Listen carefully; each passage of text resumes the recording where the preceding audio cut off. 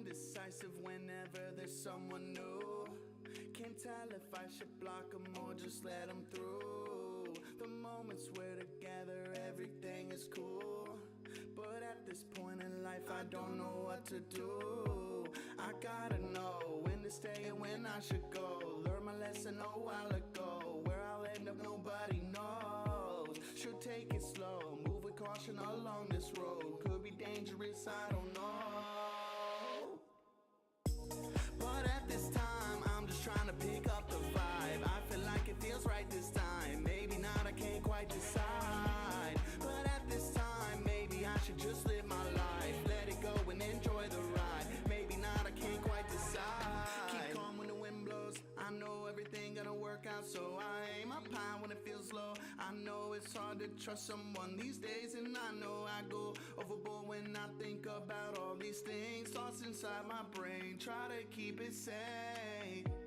I gotta know when to stay and when I should go. Learned my lesson a while ago. Where I'll end up, nobody knows. Should take it slow, move with caution along this road. Could be dangerous, I don't know.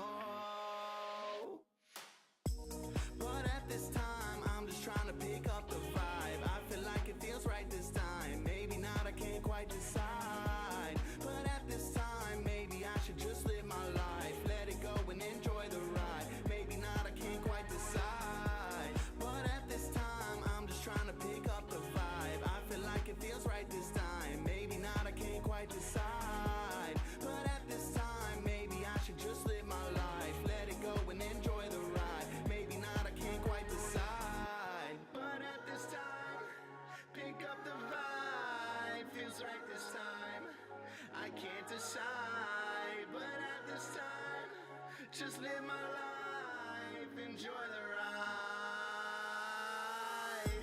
But at this time, I'm just trying to pick up the vibe. I feel like it feels right this time. Maybe not, I can't quite decide. But at this time, maybe I should just live my life. Let it go and enjoy the ride. Maybe not, I can't quite decide.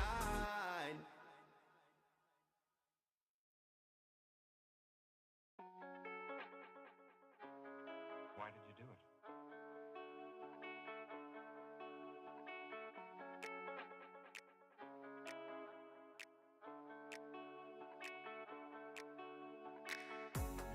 I feel like I'm in the ICU.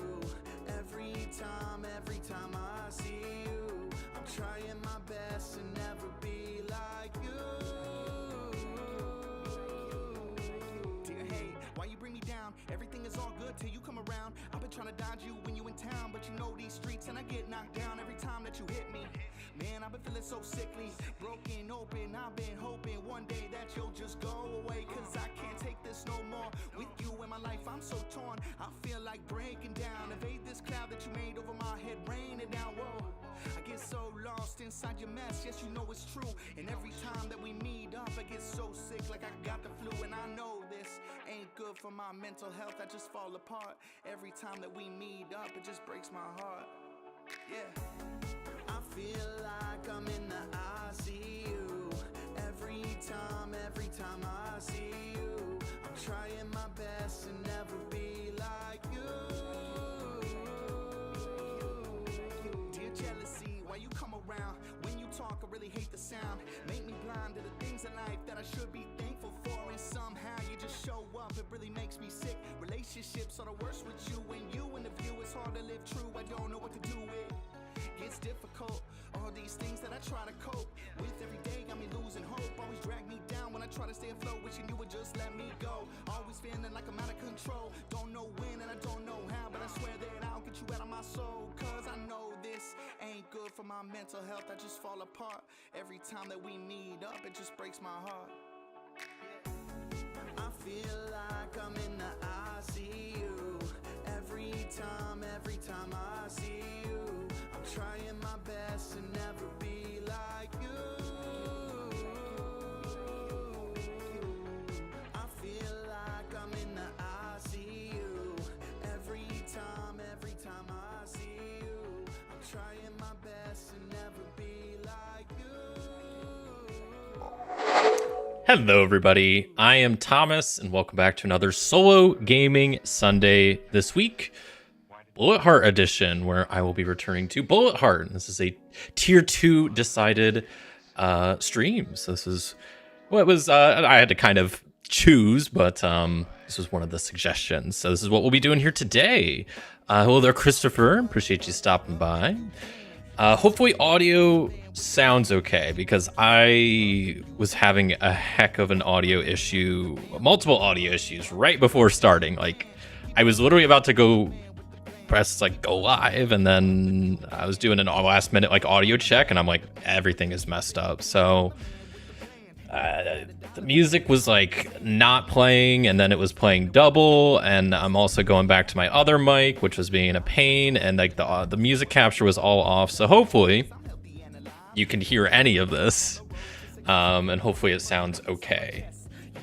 If you're watching now, give me like a thumbs up or something in the chat if it sounds okay, because yeah, I was having a heck of a time getting audio stuff figured out right before the stream started, which it was maybe on me to wait so long to do like a quick audio check, but yeah, hopefully everything's coming through okay. Because yeah, like I said, just literally like right before the stream, I was like, everything was just, my camera was out of focus, the music wasn't coming through, and then it was double. And yeah, I'm going back to this microphone, so I was like, I don't know, starting to have like, some issues with that too. So hopefully everything's good. But yeah, today we'll be returning to Bullet Heart, which I'm very excited for. Bullet Heart is still one of, if not my favorite games in my entire collection. And yeah, I got 2 mini expansions for it, and we'll be playing through one of them today, through some of the characters from the Bullet Palette expansion. So yeah, should be a good time. Like I said, this is my monthly tier 2 member decided stream. So once a month, as part of a perk of being a tier 2 YouTube member, you also get to help decide one of the streams each month. And yeah, I felt bad because like I got multiple suggestions, and it was kind of on me to like pick and choose. For example, like Dean suggested the 99 Heroes game, which is like the Bullet Heart made by the same company, but it's like their card game that I talked about, which I was going to play, but the issue with that is that there's no solo mode. And then I maybe could play it two-handed, but I haven't actually really played the game before, so I was trying to learn it two-handed, and it was kind of tough because I was like, I'm trying to learn the game from the start two-handed, and I normally don't play like stuff two-handed if it's not made for that. So yeah, that was like, I'm gonna pass on that. Though I did get more stuff for that level 99 Heroes, but this was also another suggestion by Dean, so that's why I'm playing this today, because I haven't had a chance to play the new mini expansions. But yeah, this is the 99 Hero games. And the one thing I was like, if I were to play it two-handed, which I don't know how interesting or fun that would be for y'all, because yeah, like I said, I'm still pretty new to this game, and also like you play as 3 heroes, and each hero has like an active ability, and then they have 3 other abilities. So it's like each side I would have like 12 abilities to it. That's like 24 abilities that I'm trying to like juggle in my head about like what they do and trying to play properly. And it just felt like kind of a lot for a game that I haven't like played properly yet. So I was like, as much as I do want to try this game, it's gonna have to wait for maybe another day.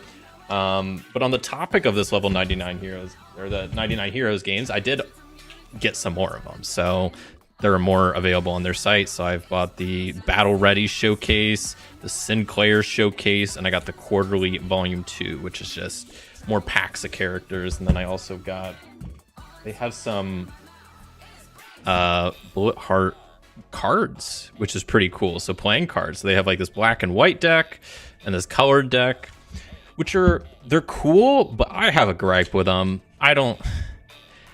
They're very neat, and I love the design, and I obviously play a lot of solitaire card games on the channel, so I'm sure I'll get use out of them.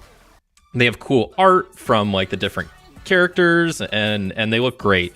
My one gripe is I'll show you. Let me show you. So like some of these characters, let me pull out okay, that was, of course, like the one, okay, the two, come on, give me one that's, okay, here we go. So like, Mariel, a lot of these characters in this game have specific abilities that are related to suits. So she has this help up ability that's related to clubs. There's no clubs in this deck. For some reason, they have heart. Okay, that's a normal like suit, but then they have star, palette, and paw, which I get kind of why they did that to match like their games. You have bullet heart, bullet star, bullet palette, bullet paw. Great, but these are like kind of unusable with these. It's not unusable, but it's like, okay, if I want to play with these cards in the game that they're intended to be played with, I have to remember or like jot down somewhere that, okay, 10 of paws. Okay, paws is not actually paws, that's spades. And then palette, that's not actually palette, that's clubs. And I don't know, it just felt like a very, very weird decision in a selling cards that are made to kind of be played with a game to switch from the standard suit. Like, I don't know why you would do that. It feels like such a bad decision in my end. The cards, they're good quality and I like the art on them, but it's like, why would you switch the suits? Like, why not just go with the standard suits, especially because that's what your characters in the game that's made to be played with use. I don't know why they would do that. That is a very weird decision to me. So the cards look cool. Like I said, they're good quality, and I'm excited to try this 99 Heroes games, but it's just like, yeah, why switch the suits up when your characters and most games out there, have like suit specific things, so you'd have to kind of remember like, oh, okay, you're introducing this paw suit. Okay, well, that's not actually paws, that's like spades or whatever. You have to kind of like do like a conversion in your head, and it just feels weird. Like, I don't know why you would do that, but I do want to give that a shot at some point. Yeah. Hello there, Dean. Let me know if audio is sounding okay. I was having a heck of an audio issue right before starting with the music and my microphone, and just like everything was falling apart literally like right before I started. So let me know if it sounds decent. Because I did some like quick tests, and at first the music wasn't playing, and then it was playing double, and then I was having issues with my mic not picking up properly. So hopefully you can actually hear me, and that it sounds fine, and the music's not too loud or any of that stuff.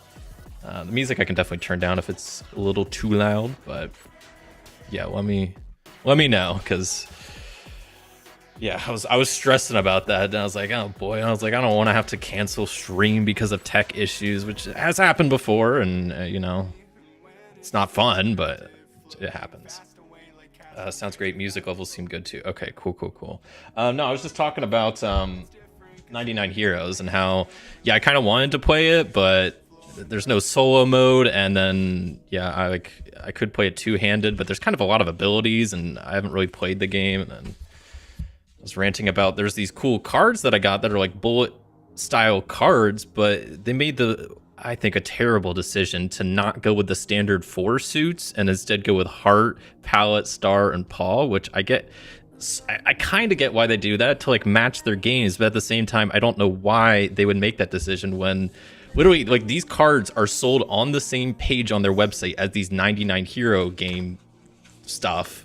And yet the 99 Hero characters, like a lot of them use suit specific stuff. So it's like Mariel uses clubs. If you buy these decks of cards, clubs does not exist.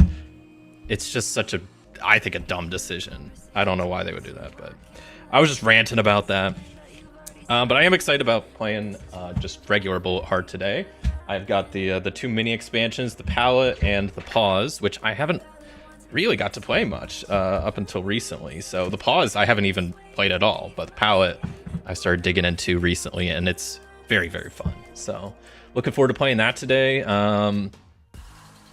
What else? I had some other suggestions for like other stuff to play for today. I know Dallas threw out GURPS, which I have downloaded the PDF for GURPS Lite. Haven't really started reading it, but it's a pretty quick PDF, so I want to get to that sometime soon, because that's been also on my list of RPGs to try. And what else? Christopher mentioned trying to get back to Fallout at some point soon, which I can happily say that is in the works. I think tentatively next week there should be a new Fallout video. Not following Lilith, but in the same kind of universe as Lilith, because yeah, I think, spoiler alert, but I think after the last Fallout stream, Lilith is probably dead. I don't think she's around anymore, which is a bummer because I thought she was a fun character, and I spent a decent amount of time doing like creating her backstory and her character and VRAM, the day one companions. What I might have to do is I might maybe later this week, I'm gonna put out maybe a video that's gonna be like 2 minutes long of me just opening back up that Foundry file with Lilith's playthrough and doing one final mythic question to see if Lilith is still alive. And if she is, great. I might still return to her at some point, but regardless of whether she's alive or not, I do have another Fallout playthrough that will be, at least part of it will be coming out next week, hopefully, tentatively, which I'm excited about because it's going to be a little bit different because I'm not going to be playing alone. So doing a little bit of collab. I think it'll be fun. I'm not going to spoil too much. Next week I'll tease out a little bit more, but yeah. So Fallout coming soon for sure. That is definitely a terrible design decision. I was shocked. Like I still probably would have bought the cards if I saw that, but it would have made me think twice for sure. I love collecting decks of cards, but I do find it hard to play with the decks. Switch up the suits for no benefit. Yeah, and once again, I get it. There are 4 main games in the Bullet series: is Bullet Heart, Bullet Star, Bullet Paw, Bullet Palette. So I get kind of why they made that decision, but I don't make that I don't know.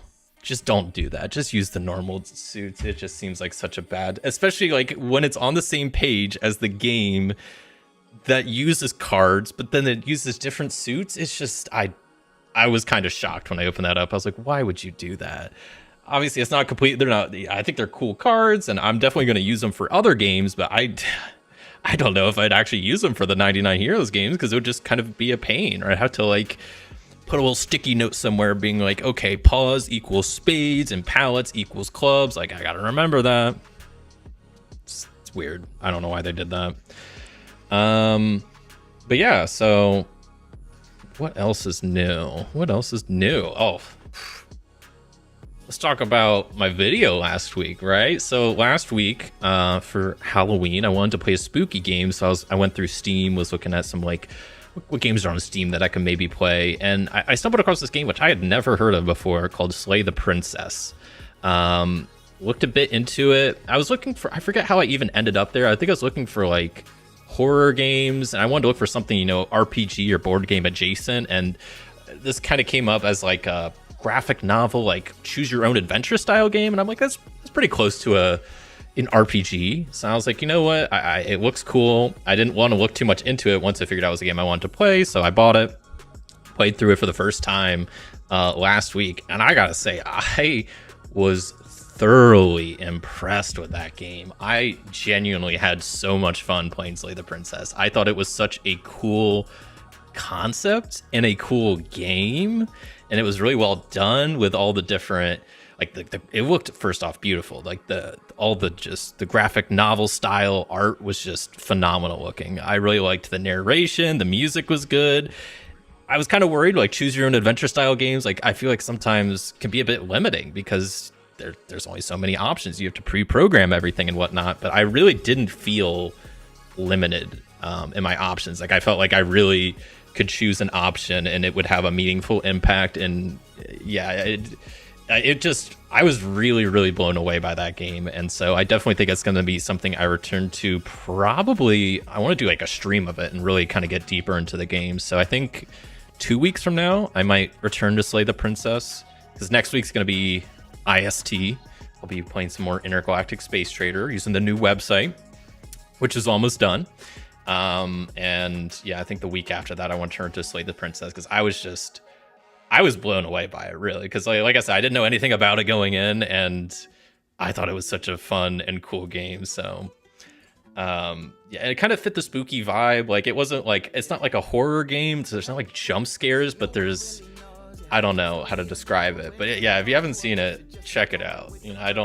I don't normally plug my own stuff, but I thought that was a very fun playthrough, and I was genuinely really, really impressed with it. And I want to stream it so I can play it more. I don't want to really play it off stream and get spoiled on it, but yeah, that was a very cool game, I think. So that was fun. What else have I been up to? Did a cool Pathfinder Halloween kind of session earlier this week with a couple of my buddies that we've been playing through Pathfinder using Mythic. We're just kind of doing like GM-less sessions. So I wrote up like a quick little like outline for a spooky session where we're trying to go investigate a haunted mansion where some kids got dared to go into it and haven't come out yet. And so that was the whole thing, which I think was a lot of fun. Not trying to toot my own horn because, you know, I did kind of write the outline for the session, but I thought it was a pretty fun one. Lots of spooky hijinks went on, you know, doors closing and rooms flipping upside down and, you know, skeletons in the attic. And I don't know, there's a lot of just kind of fun, wacky stuff going on. So that was pretty cool. Pathfinder, though, I mean, the more I've been playing it, I'm still really not that crazy about it. I still want to give it more of a chance. And I do think compared to D&D, I don't know. I think there's a lot more that I like about it, but it's just D&D, I have the benefit of I've played so much 5th edition that I just know the game so well, and Pathfinder, I just don't. So it's a bit of a struggle playing it because I just don't know the game as well. I don't know all of the actions, and I don't know what actions you have available and all this other stuff. I mean, luckily there's a lot of similarities, but yeah, and I'm still kind of feeling that I'm just not super crazy about just normal D20 systems. I think that's just a realization I've slowly been I've just been realizing that I'm like, I'm just anything that's like a non-traditional D20 system I've been liking more. So like Fallout's, you know, 2D20 and Forbidden Land system I like, and I'm excited to try GURPS because that's like a D6 basis, like a 2D6 base system, I think, which I think sounds like something I'd like. So yeah, I'll admit you didn't see the video. Halloween was a busy one, but you've convinced me to check it out after this. Yes, I mean, it was one video. I usually try to keep my videos under an hour because I don't want to make them too long, but that was one I was like, I really wanted to keep playing that one, which I also had a crazy amount of tech issues trying to record that, where it was like, because you can like it's kind of complicated to explain, but like I use a software called OBS to record, and you can kind of capture like applications in Windows. So not only can I capture the video, but I can also grab the audio. And for some reason, Slay the Princess specifically, just you can't capture the audio from it. I had to do like some weird workarounds, and I genuinely spent probably an hour and a half before recording just trying to figure out what was going on. How can I work around this? It was such a pain. So I literally had to I went on their like Steam discussion board, and I'm like, hey, you guys know that you can't properly record this in OBS, right? And apparently there was at least one other forum post from semi-recently where someone else had the same issue, and of course there was no solution posted. So I'm like, well, I'll have to figure out what I'm going to do because I do want to play it again, but I got to figure out if I can use that same workaround because it's just weird how it worked. But yeah, Slay the Princess, very cool game. Very cool game. But yeah, I hope everybody had a good Halloween. I had a pretty chill Halloween myself. I handed out candy at my place for the first time. Well, I didn't hand out candy. I put a bowl outside, an empty bowl with a sign that says "Take one, please." So I could feel like I did something, but I didn't have to actually do anything. I'm just joking. I didn't do that. That's a squeak spit. No, I actually did hand out candy. Didn't get too many trick-or-treaters. I actually only got like one group. There was like a 2-hour window where I'm at for trick-or-treaters, and yeah, I had one group of like 7 or 8 come pretty early on, and then no one else for like the rest of the 2-hour period. Which like halfway through it did start raining, so I think that played a part in it. But yeah, no, I just had a chill evening, dressed up as Dale Gribble. I was just watching King of the Hill. I watched like the 2 King of the Hill Halloween episodes, and then was just watching other King of the Hill episodes, which I haven't watched that show in a hot bit. It's so good. It's such a good show. It has so many funny moments in it. Halloween episodes. The one is really weird. It's like if you've seen King of the Hill, it's the one with like the pig guy. It's a weird episode. There's only 2. There's that one, and then there's the one where the one religious lady gets like Halloween canceled, and Marlin. So both good episodes, but the pig one's just it's weird. It has such a weird ending too. Like it has a dark ending for like a King of the Hill episode.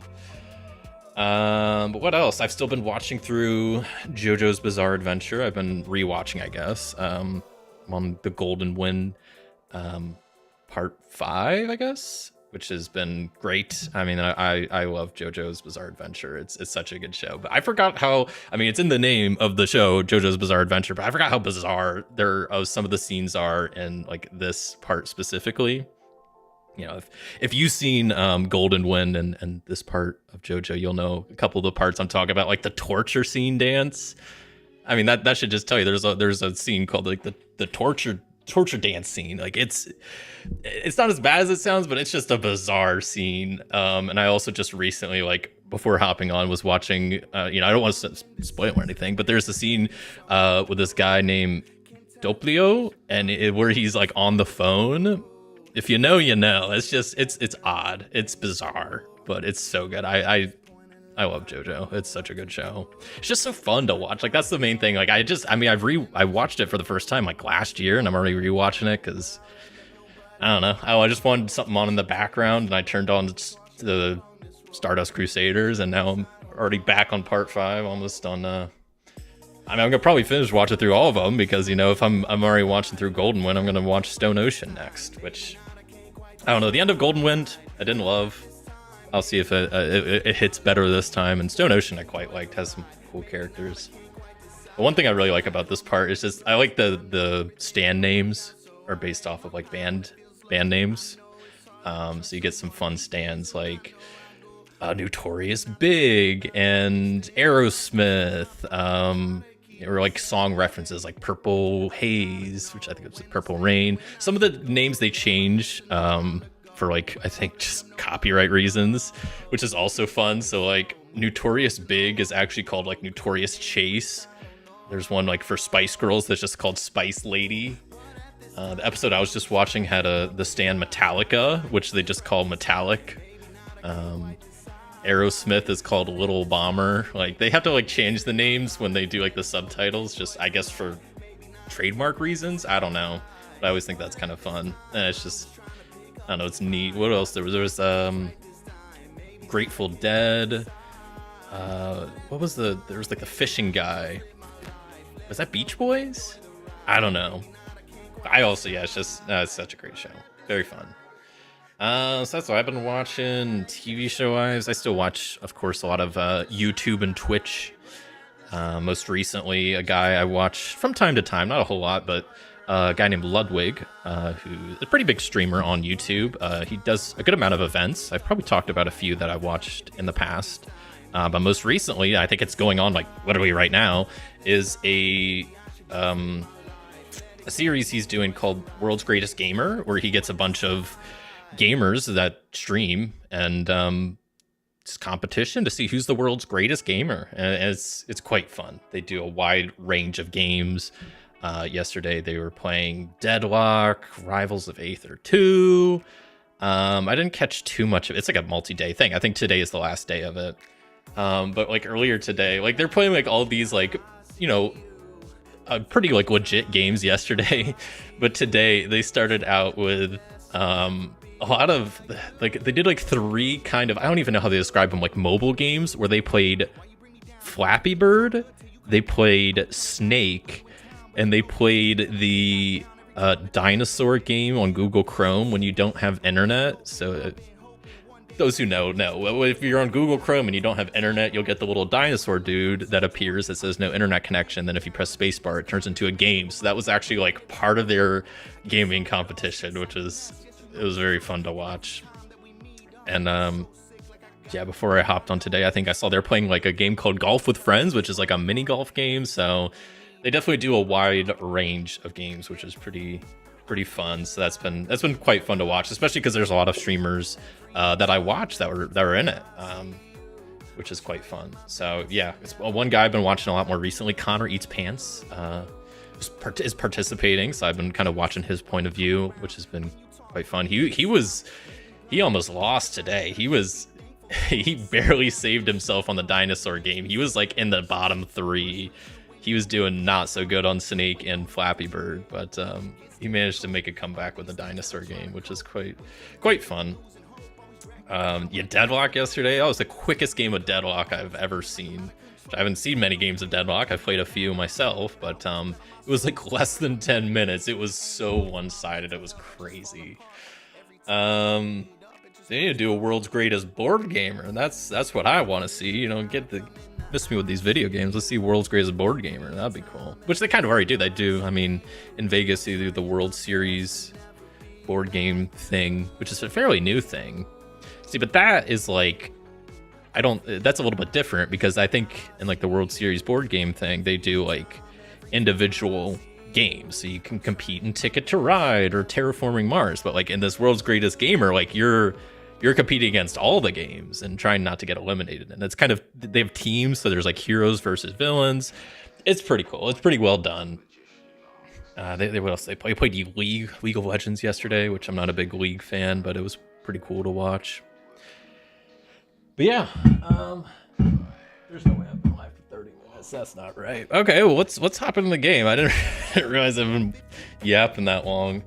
Let's see if I can actually change my music over, shall we? Be playing the one and only soundtrack for this game in the background. Yeah, shout out to Level 99 Games. That's who makes Bullet Heart, and that's also who makes this fantastic soundtrack that we'll be listening to in the background, which I'm a big fan of the soundtrack. And what's cool about the soundtrack, I've probably talked about this so many times, but first off, a soundtrack for a board game, very cool. I don't think there's any other board games I know of that do that. But then each character in the game has their own track, which I think is cool, your own theme song. And then what's even cooler is each track is exactly 3 minutes long. So normally when you play this game, the main portion of the game is use a timer and it lasts 3 minutes. So you can kind of use the songs as like a reference if you wanted to for like that timing, which I think is cool. I've never personally done that because I always just kind of keep the music looping in the background, but it's very cool that they do that. And I think solid music to play this game too. So let's kind of get going into this. So Bullet Heart is a shoot 'em up puzzle action game created by Level 99 Games, and it's, like I said kind of in the beginning, it's still, I would say, probably my favorite game in my entire collection. Especially when I was playing it recently, I'm like, I forgot how fun this game is. It's seriously so fun. I don't know if I'll ever get sick of this game, and now there's more of it. There's 8 new characters, and also, if you've seen this game before, not only is each character a character that you can play, but you flip it over and it's a new villain that you can compete against. Such a cool thing. So I got recently the Palette mini expansion and the Pause mini expansion, and the plan for today is just to play through the 4 characters from the Palette expansion. Maybe if we have time and I breeze through this, we'll maybe bust open some of the Paul characters, but I haven't played any of them yet. I've only been playing through the Palette's characters. So that's the plan, is just playing through these characters today. Probably just playing through the survival mode. Maybe we'll jump to some boss mode later, but just to kind of get a feel for things. Yeah, there's one thing that's very cool about this game. I mean, there's a lot I love about it. I love that it has like a real-time aspect to it, which not many games I have that, so that's pretty neat. But I also love that there's just so many different modes that you can play with this game. So you can play a free-for-all mode if you're playing with other people to compete against each other. You have this survival mode where you're just trying to survive waves of kind of enemies, and it's kind of just you're doing your own thing. There's boss mode where if you're playing solo, you're just trying to defeat a boss, or if you're playing with other people, it's a cooperative mode. There's also team battle mode, and there's just a bunch of characters, a bunch of bosses, so there's lots of ways you can change up this game, which I think is great. So today I'll just be playing on the survival mode, probably. Once again, might switch it up later. And yeah, we'll see how that goes. What else was I gonna say?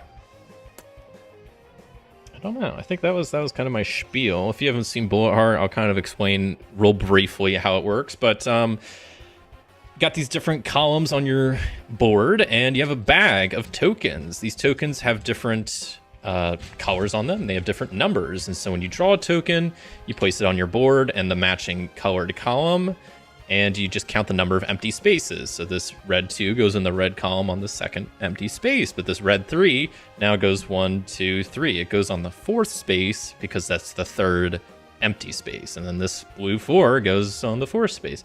The numbers are 1 through 4. I think there's an equal number of 1, 2s, and 3s, and 4s are less common because they are bad to draw. In this survival mode, the name of the game is just trying to survive as long as you can. Like I said, there's individual characters. The characters basically give you this left and right kind of player boards that give them a unique ability, some unique actions that you can spend your action points on, and then you need to zoom out a little bit more, but you have these cards down here that are your pattern deck, which allow you to clear bullets off your board so you don't die, because you have a certain amount of health. You lose all your health, you're done. And that's pretty much the gist of the game. Kind of rearrange my stuff here a little bit. We can zoom in a little bit. Just shift this all up. Yeah, well, that's really pretty much it. I mean, I'm gonna be playing this game for a bit, so if you've never seen it, you'll figure out what's going on. But like I said, I think this game is fantastic. It's still genuinely one of my favorites. But we're gonna get started here with the first of the 4 characters from the palette expansion, which is Bridget Glenn. And I gotta say, recently over this last weekend, I've been playing through the characters in the palette expansion, and they're really neat.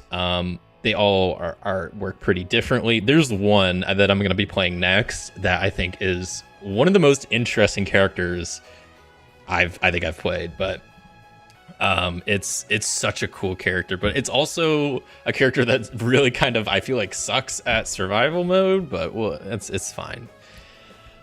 Yo, Kartik, what up? More bullets is better.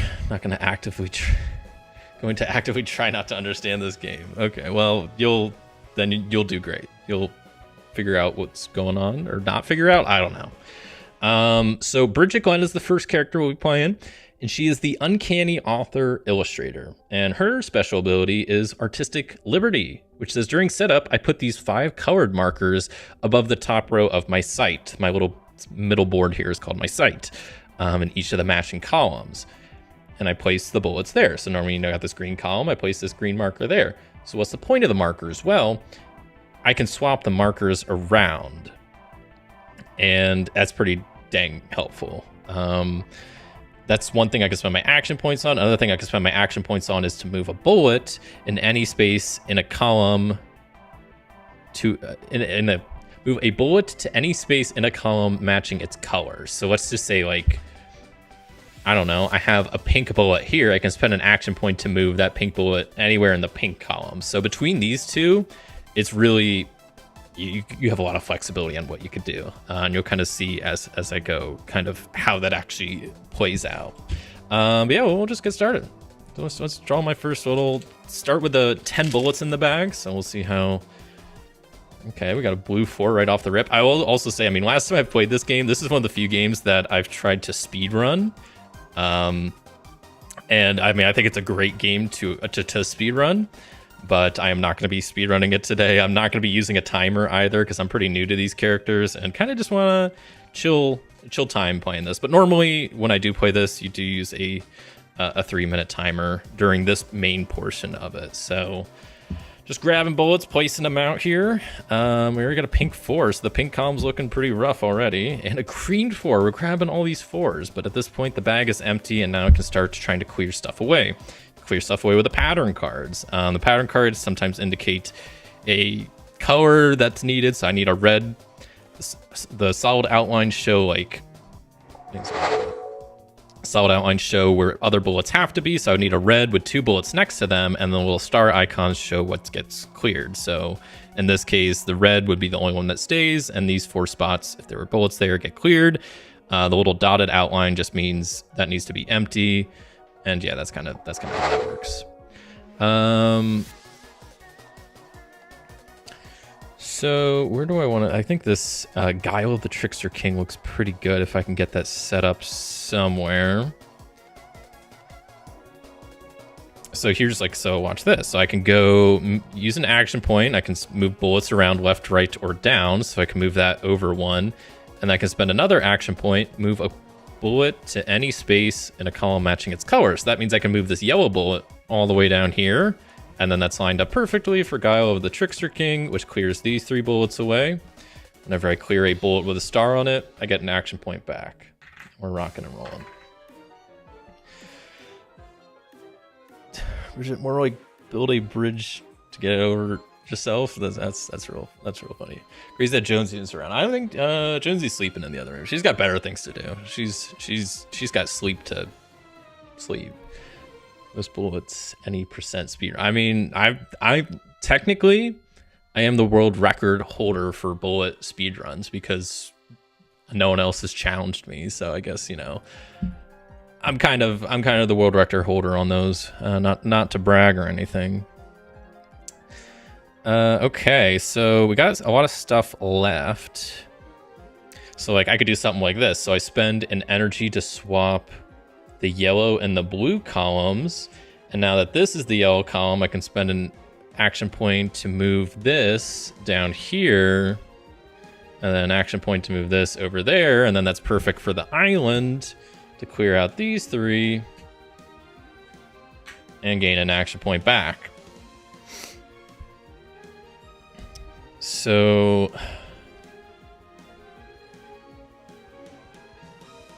okay, so I'm going to spend, I don't know if I can actually do this.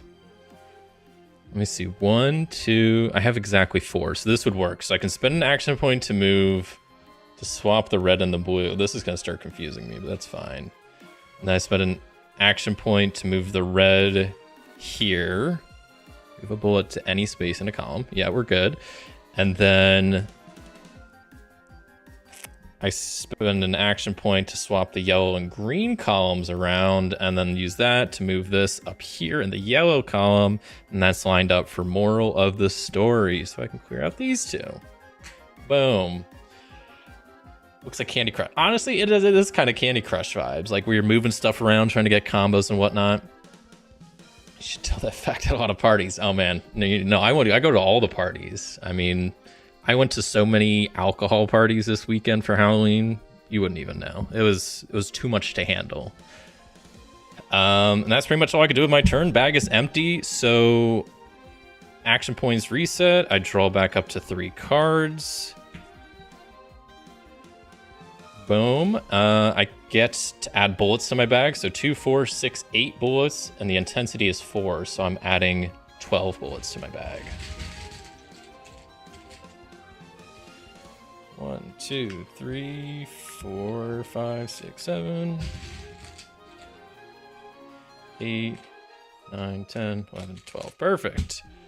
And these go back into the main bag. Intensity goes up, and that's a round. Now we're back into the next round. God, the soundtrack. I listened to the soundtrack so many times, and oh wait, hold on. I gotta focus. My columns have been switched. I'm trying. What's with all the pink 4s? This is not cool. Okay, I'm gonna keep drawing, but my pinks are not looking good. Okay, yellow, but yellow is the middle column. The background definitely throws me off a bit still, but that's fine. All right, pink 2. Okay, pinks are getting out of hand. But I can easily go spend 2 action points to move those around, and then it's lined up perfectly for the locked nest, where I can clear these 3. That's 2 stars I cleared, so that's 2 action points back. And we're rocking and rolling. Got around, catch you later. I'll let you know if I end up going to that thing tomorrow. What happened? Yeah, let me know. I'm kind of jealous that you might get to do that. So yeah, definitely keep me in the loop. Yeah. All right. Appreciate you stopping by though.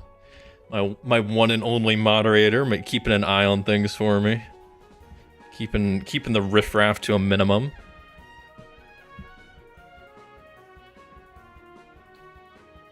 Okay, bag is empty. We need to start clearing some stuff out. So I'm going to spend an action point to move that over. And then Wrath of the White Rabbit up here clears away these 3. Gets me an action point back.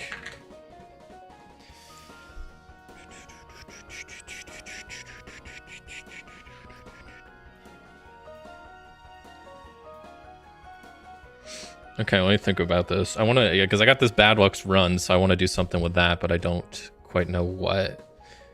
I need to move this, like, down and over. Unless I swap the columns, that might not be a terrible idea. So maybe I'll, spend an action point to swap the blue column back there. Spend an action point to move blue down there, which it would have been 2 action points anyway, but at least I have the blue column back in the actual like original blue column, so that'll be a little bit kind of easier to keep track of.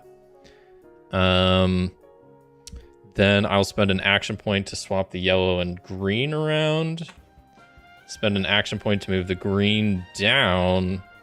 Another action point to move that green down, and now we're lined up perfectly for Bad Luck's run to clear all 4 of these away, just like that. Looking pretty good here, not meaning to brag. What I might do is move action point to move that over, and action point to move this to the bottom. I don't know. I think that's it. I think we're good. So I gotta remember there's technically an order I'm supposed to do this end of turn stuff. So first I'm supposed to draw cards. Then I add bullets. So 2, 4, 6, 8, 10 plus 5 is 15.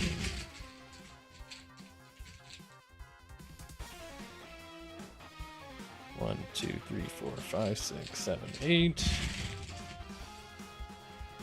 9, 10, 11, 12, 13, 14. So close. 15. Put the bullets back in the bag. Increase the intensity. Action points go back, and we're ready to go for the next round. All right. If you ever need another mod, I'll be happy to help. Just throw that out there. I do appreciate that. I think, I think we're pretty good now. I've heard this also, like, I know it's whatever. With like, especially with bigger streamers, like they have like a lot of moderators, and I've always heard like moderators are never like, I forget how they word it, but it's basically like the people that end up being moderators are never people that like ask for it. It's like if you ask to be a moderator, then like you shouldn't be a moderator. But obviously I don't think that's the case with you, but like some people do it, like especially in like bigger streams, because they want to have like that, they want to have that power over the other chatters, be able to like ban people and all this other stuff. So yeah, some people at least, some streamers believe that like, oh, moderators are just something that you kind of just bestow upon people without them like asking for it, which is kind of what I did with Kartik. It's not like he asked to be a mod. I kind of just did it as a joke, and I don't know. I kind of do. I don't know. It's all good, but no, I'll keep that in mind. That's also the wrong column.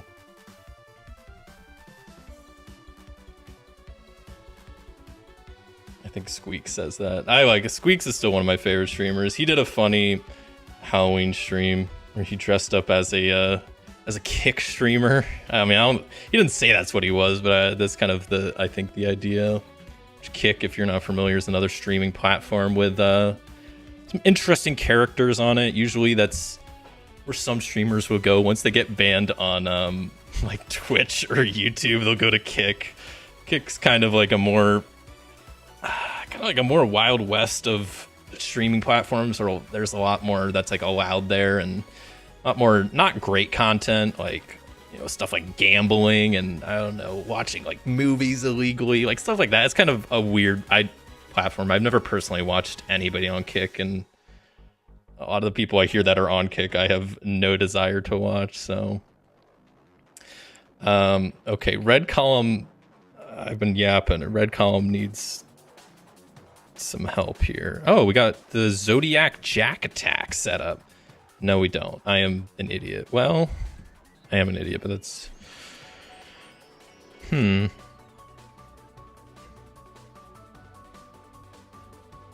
Okay, I guess I can go 1, 2, and then do Zodiac Jack attack like that, and then that clears these 3, and then that's one thing.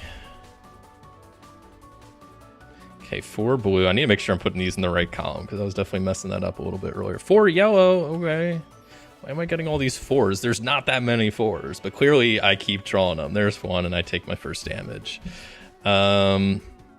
Green 1. All right. Blue 4 again. I'm just having some bad luck here. Poor Bridget. Okay, maybe I should have started clearing some of these away before drawing more, but here we are. Yikes. Okay. So I need to, like... What do I need to do? I need to spend an action point to move that down, spend an action point to teleport this up, and then that's lined up for that.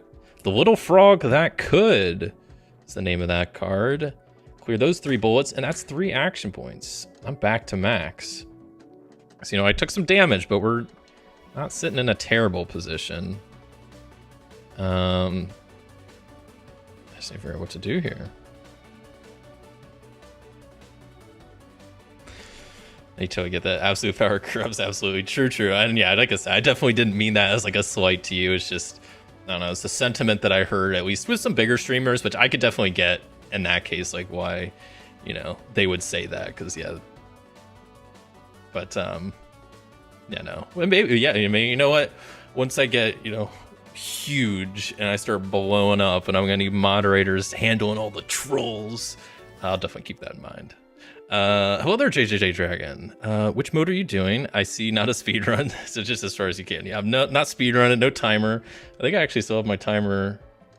Nope. Okay, I thought I still had the source set. I do not. Yeah, I'm just doing the survival mode, seeing how far I can get with the new bullet palette characters. Which this character is pretty interesting because she can swap around the columns. So, you know, normally this is the red, or this is the yellow column, this is the red, but now they're switched, and yeah, she's a pretty cool character. I'm excited for the next one. The next one is a tough character to play, but really interesting, I think. But I need to figure out how to get out of this situation.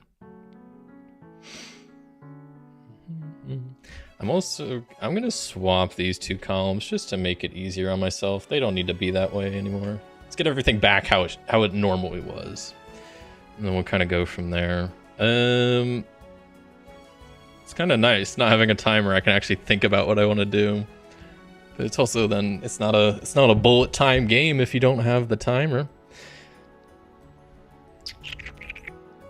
I'd have to move too much around. You know what? I'm going to spend 2 action points to draw a card. How about that? That's something I can do. Okay. Call of the Tempress is the card. So that's not going to help me really at all, but that's fine.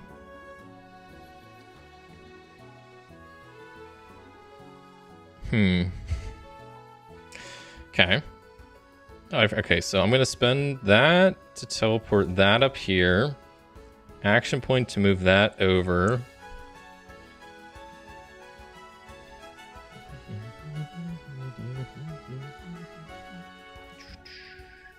Let me think about this. I need to... So I spend an action point to swap the red and the green column. And then I can spend an action point to move this red one there. Then Call of the Tempress works good there. That gets me 2 action points. I still don't have this lined up anywhere.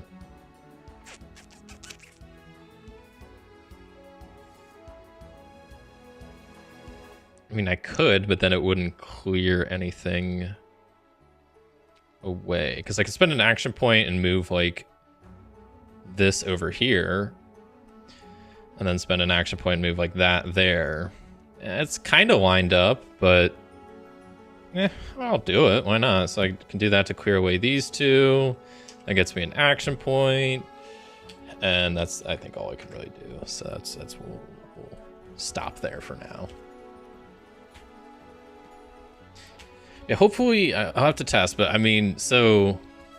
yeah, I switched back to this microphone for this stream because originally, I mean, I bought this like I think back in May or June, and then I used it for a little bit, and then I started having weird audio issues with it. Like specifically, I noticed like when I was streaming or like recording stuff, like there'd be like crackling issues like pretty often, and it drove me crazy. And maybe it was something that only I really cared about, but I was like, I just didn't think it sounded good, so I stopped. I went back to my old mic, and I've been on tech support. I have like a tech support ticket open with the company that makes this mic Beacon for like months, that we've been going back and forth trying to like figure this out. And I'll be honest, they haven't been they've been pretty good about responding, but they haven't really given me any solutions to my issues. So it's but luckily, like I've also in those couple of months have been tweaking with it and trying different settings. I think I found like if I just use a different mode with it, like it doesn't do the crackling noise. So today's kind of a bit of a test stream with this mic again to see how it goes, and hopefully it goes fine. Because I think this mic does sound quite a bit better than my old one, but it just was having issues. So hopefully it sounded good. I did a little bit of test before the stream, and it sounded fine, but we'll see. 2, 4, 6, 8, 10, 11 plus 6, 17 bullets getting added. That's not going to go well. Maybe it will be fine. 1, 2, 3, 4, 5, 6, 7, 8, 9, 10, 11, 12, 13, 14, 15, 16, 17. Increase intensity. These go back in the bag. I did that out of order, but it doesn't really matter. Okay, next round. Yeah, audio issues, man.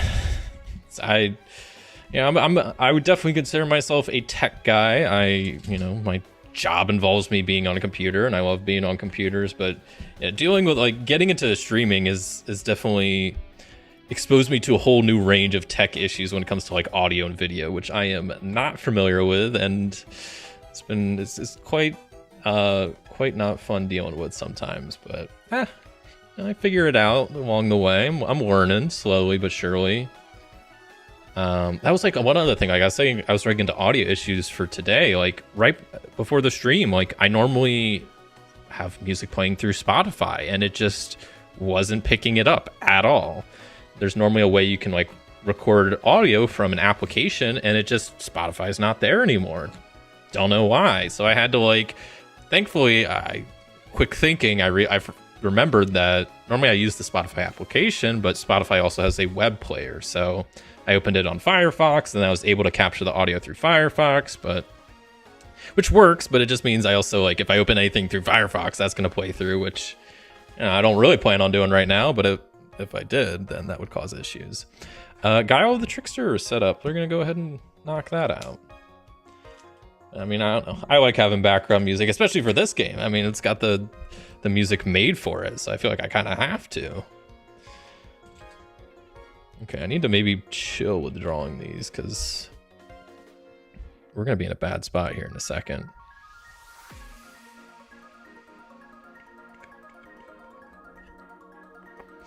I think of how I want to do this. I don't know. I'm going to draw, but if I draw another pink, I'm going to be in such a bad. Okay, I'm going to spend 2 action points to get another card. Okay, that didn't help me at all. Great. We'll go 1, 2 to move both of those over, and then use the island, I guess. That does help me some. Normally I do try to 4s are bad to draw, but I like to try to keep 4s on the board so then I don't, draw them again. But that doesn't work out like that all the time. Sometimes you just got to get rid of them. Yellow 1. Okay, I want to try to line up this Call of the Temperance, and it's just not happening. Whoops. Blue 1. Okay, my blue column is completely full. I really got to deal with this.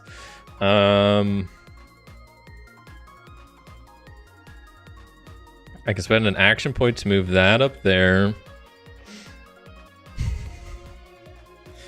I can do the old spend an action point to swap the blue and red columns, and then another action point to move this there in the blue column, and then Call of the Tempers to set up, which clears away these 3, which gets me 3 action points. Pretty big move, if I do say so myself. Yeah, we can keep drawing a little bit more. I'm a little scared. Yeah, there's a pink 4. Okay, that's bag is empty though. Love that. So the little frog that could is, can I set this up anywhere? I mean, I could, but the issue is I would need to like base it off this green, and now there's just nothing even there for it. So that's no good. I'm gonna draw another card. This might not be a great idea, of course. Moral of the story. It's the card I draw, and that needs a red bullet, which I don't have a single red bullet on my board. Isn't that fun? Ain't that a kick in the head? Yeah, I don't see anything I can do here. My board's looking worse and worse. I think next round is gonna be it. But yeah, I'm gonna end this round, draw back up. 2, 4, 6, 8, 9 plus 7. I'm adding 16 bullets to my bag. 1, 2, 3, 4, 5, 6, 7, 8, 9, 10, 11, 12, 13, 14, 15, 16. Okay. Yeah, I think this is gonna be it. But we made it to, what is it, 1, 2, 3, 4. We're on wave 5. It's pretty good. We've cleared 4 waves on wave 5, but I don't foresee us making it much further. Yeah, I can try to use some of my cards before I even draw anything. The thing is, I have a hand limit of 5, so I can't. I'm gonna draw like 1 or 2, but I don't know if that's gonna be a good idea. Okay, green 2 doesn't really help. Green 1 doesn't really help. See, I want to use this little frog that could card, but I just don't have anything set up for it. Okay, a red bullet is kind of good to see. Okay, so I can, oh, I forgot to refresh my action points. I can spend an action point to move this blue bullet in this blue column, spend an action point to move the red bullet up in the red column, and there we go. Moral of the story is set up to clear away these 4. That gets me 3 action points. So I kind of wasted 1, but that's okay. Spend 2 to get another card. Then I can spend an action point to move blue bullet up there. Wrath of the White Rabbit to clear away these 3. Now our board's looking a lot better. Don't know if we'll make it through this round still, but it's better. I'll go ahead and also just move a bullet out of this pink column because that's a little scary. Blue 4. Luckily that middle column's the blue column. Yellow 1. Green 3. Red 1. Yeah, I don't see much we can do there. Yeah, no, okay. Another red 1. Okay. It's not great. Well, spend 2 action points to move this there, that there, and then we can use the Zodiac Jack attacks. Clear away these 3. Gets us an action point back. Still don't have the little frog that could set up anywhere. Yellow 3 is a little risky. Blue 3, we're sitting fine in the blue column. Yellow 3 kills us. How many bullets did I have left? Not too many. Let's just draw them out and see if I would have survived. A blue 2, we got that. Green 2, got that. Blue 3, okay. Took 2 more bullets. Red 1, fine. And the final bullet, blue 3, would have also killed us. But pretty close, pretty close. We made it. We survived 4 waves, which is pretty good. All right. So that was Bridget. First character. I think she's quite a neat character. It definitely gets a little confusing with switching the columns around because I'm so used to, you know, having the columns in certain spots, you know, the green always being in the middle and red and pink being the edges. So her switching that up definitely throws me off at times, but I think she is quite an interesting character with some cool abilities for sure. And that was the first of the bullet or palette characters. So now we're gonna get to, I think, about my favorite of the four. Very, very interesting and unique character. Zuri. The Shredder of Evil. She's got some interesting stuff going on. Very, very interesting. But I also think she's not a great character for survival mode, unfortunately. She's fine.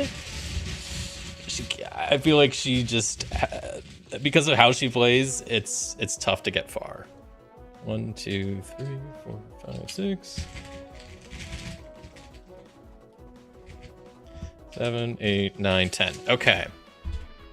So we have Zuri Casanago, the Shredder of Evil. And so what's her deal? Well, first off, her hand size is 1. Not great. Normally characters have 3, maybe 4. She has 1 card in her hand. The distance on patterns is a requirement. So sometimes, let me kind of zoom in on this like Ollie card I got going on here.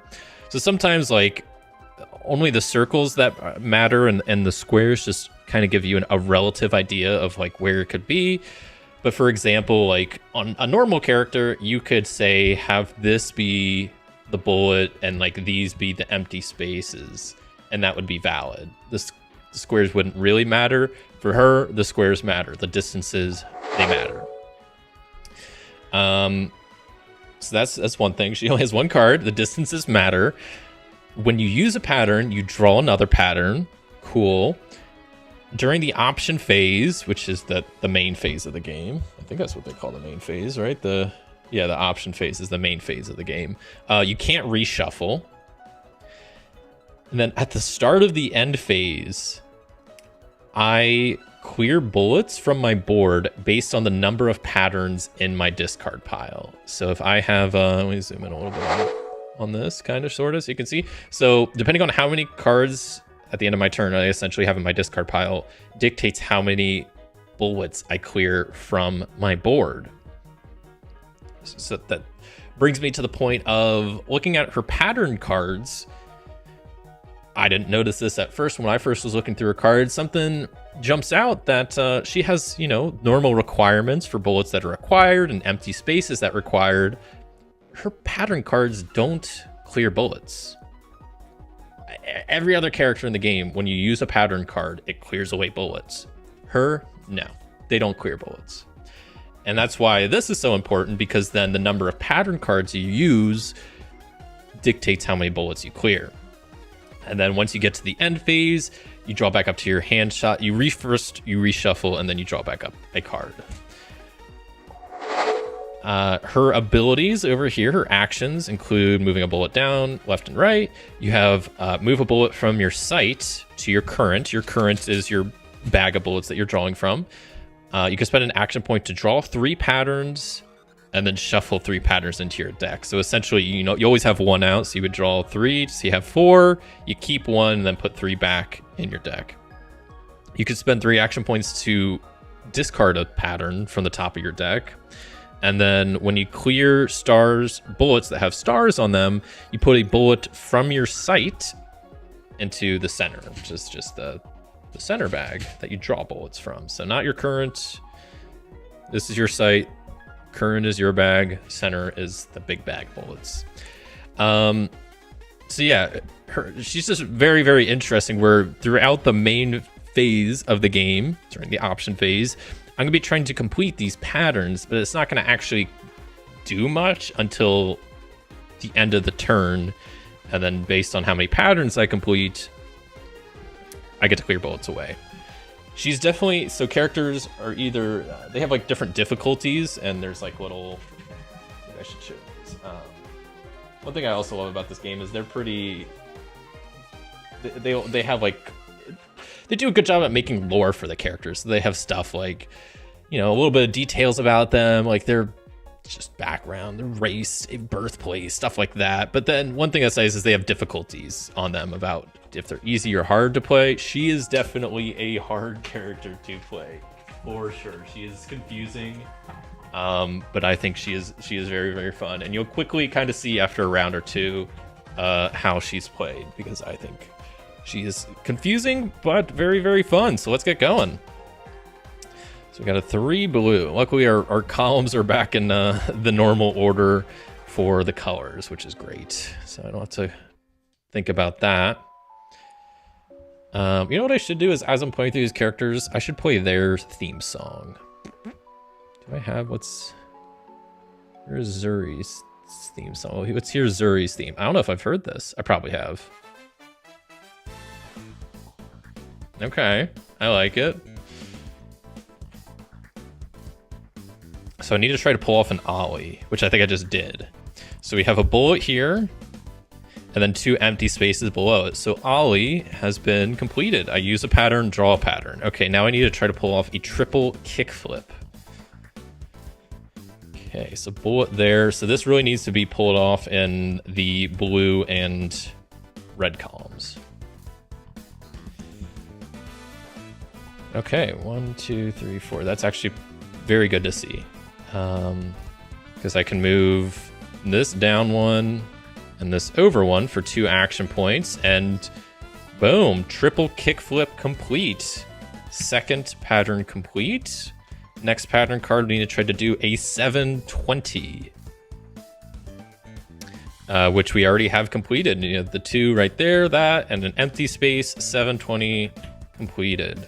Next, power slide. We need 3 kind of rows above 3 solid bullets. So I can spend an action point, move this over, power slide complete. They don't have to be empty, so that works. Next, we need to do the no comply. Okay, that one might be a bit more tricky. Let's see, but that's a good bullet to get right there. 2 red, and I think that will empty our bag. Okay. Well, we can spend 2 action points to move this down 2. 1, 2, above it 1. No, wait, that's not right. I mean, it's close, but it's not quite. So we need 1, 2, and then this actually needs to be moved down 1. And no comply is complete. Next, we have boneless. Get a boneless pizza. That's just complete right there. We got the 3 bullets for that, so pattern complete. Next, we have the nose grind card. So we need like 3 diagonals with 2 empty next to it, which are pretty. If I were to move this down, that would actually work. Yeah, because we would have those 3 and then the 2 diagonals. So we'll do that. Nose grind complete. We're pulling off a pretty sick combo here. Tic Tac is the name of this card. Yeah, unfortunately, not gonna be able to complete that. So that is my turn. So let's see how many patterns I completed. So we got 1, 2, 3, 4, 5, 6, 7 patterns I completed that round. So from 7 to 9, I get to clear 10 bullets away. And what do you know? 1, 2, 3, 4, 5, 6, 7, 8, 9. There's only 10 bullets on my board. So that is a complete board clear. Pretty good, huh? I'm trying to sound like shuffle. We just heard this one. There we go. Oh, we just heard this one too. Okay, there we go. Oh, this is the palette main theme song. I didn't know there was a main title theme. All right, cool. So yeah, as you see, that's kind of how Zuri works. A very unique character. I think very fun, but like I said, I don't think she's great at survival, because the issue is, like, once you start getting a lot of bullets, like as you see, the bullets don't clear until the end of the round. So it's normally when you play this, once you get to the higher levels, you kind of want to, you have a lot of bullets on your board, so you want to maybe clear some, then draw some bullets, then clear some more bullets, then draw some more bullets. But you can't really do that with her. You just have to hope that you get good draws, and that you can survive till the end of the round when you clear everything away. So I cleared 4 or 10, so I get 14 added, which I should have added those before clearing those, but got a little ahead of myself. 1, 2, 3, 4, 5, 6, 7, 8, 9, 10, 11, 12, 13, 14. All right, round 2. We survived the first round we're going into round 2 with a completely clear board. I mean, it doesn't get much better than that, really. But, you know, that was only round 1. So we need to get a fakie. Okay, well, I'm not already set up very good for that. Actually, that's perfect, right? So we need blank, blank, and then between the blanks, a bullet. So fakie has been complete. Next card we have is the no comply. All right, we'll have to try to get that going somewhere. So we're gonna need a pink and a yellow for that. There's a yellow, so if we can get like a pink next to that, that would be ideal. If not, we're gonna have to really move some bullets around. There's a pink.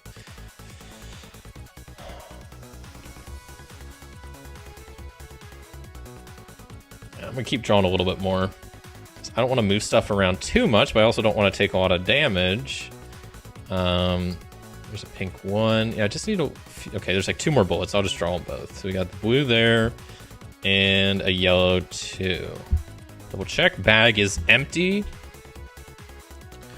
So yeah, we'll move this down to... Yeah, move that down to... It costs 2 action points. We have that. So we need a bullet right here. So I'm going to spend an action point to move that down 1. No comply is complete. Okay, we need to start pulling off some more tricks here very quick. 720 we got right here. 2 bullets. That bullet empty. Good enough. Boneless. We do have 3 bullets with 3 rows below it. So looking good there. Power slide. Also, we can use that same 3 bullets with 3 rows above it. Looking good. Ooh, the triple kick flip. Yeah, that's gonna be tough.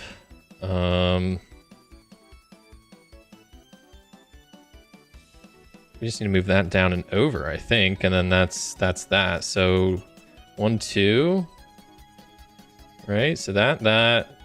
Boom, boom, boom. Yeah, we're good. Triple kickflip complete. Okay. Next up, we have Tic Tac, which this one threw me off last time, but we already have it complete right there in the center. Another one done. Ollie. I think we're good, right? We got it right here. 2 empties. And then a bullet above that. Looking good. There's only 2 more cards left. Can we do them all? I think so.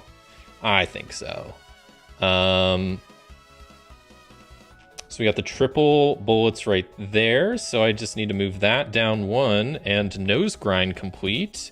The final card is the front side 360, which we absolutely can complete. We move that down 1, and that is all 10 cards complete, a max combo. So we get to clear 14 bullets. And let's see how many bullets we have on the board again. 1, 2, 3, 4, 5. We have 14, right? 2, 4, 6, 8, 10, 12, 14. So we get to clear the entire board once again.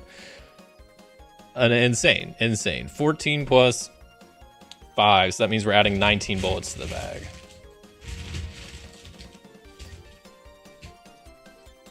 One, 2, 3, 4, 5, 6, 7.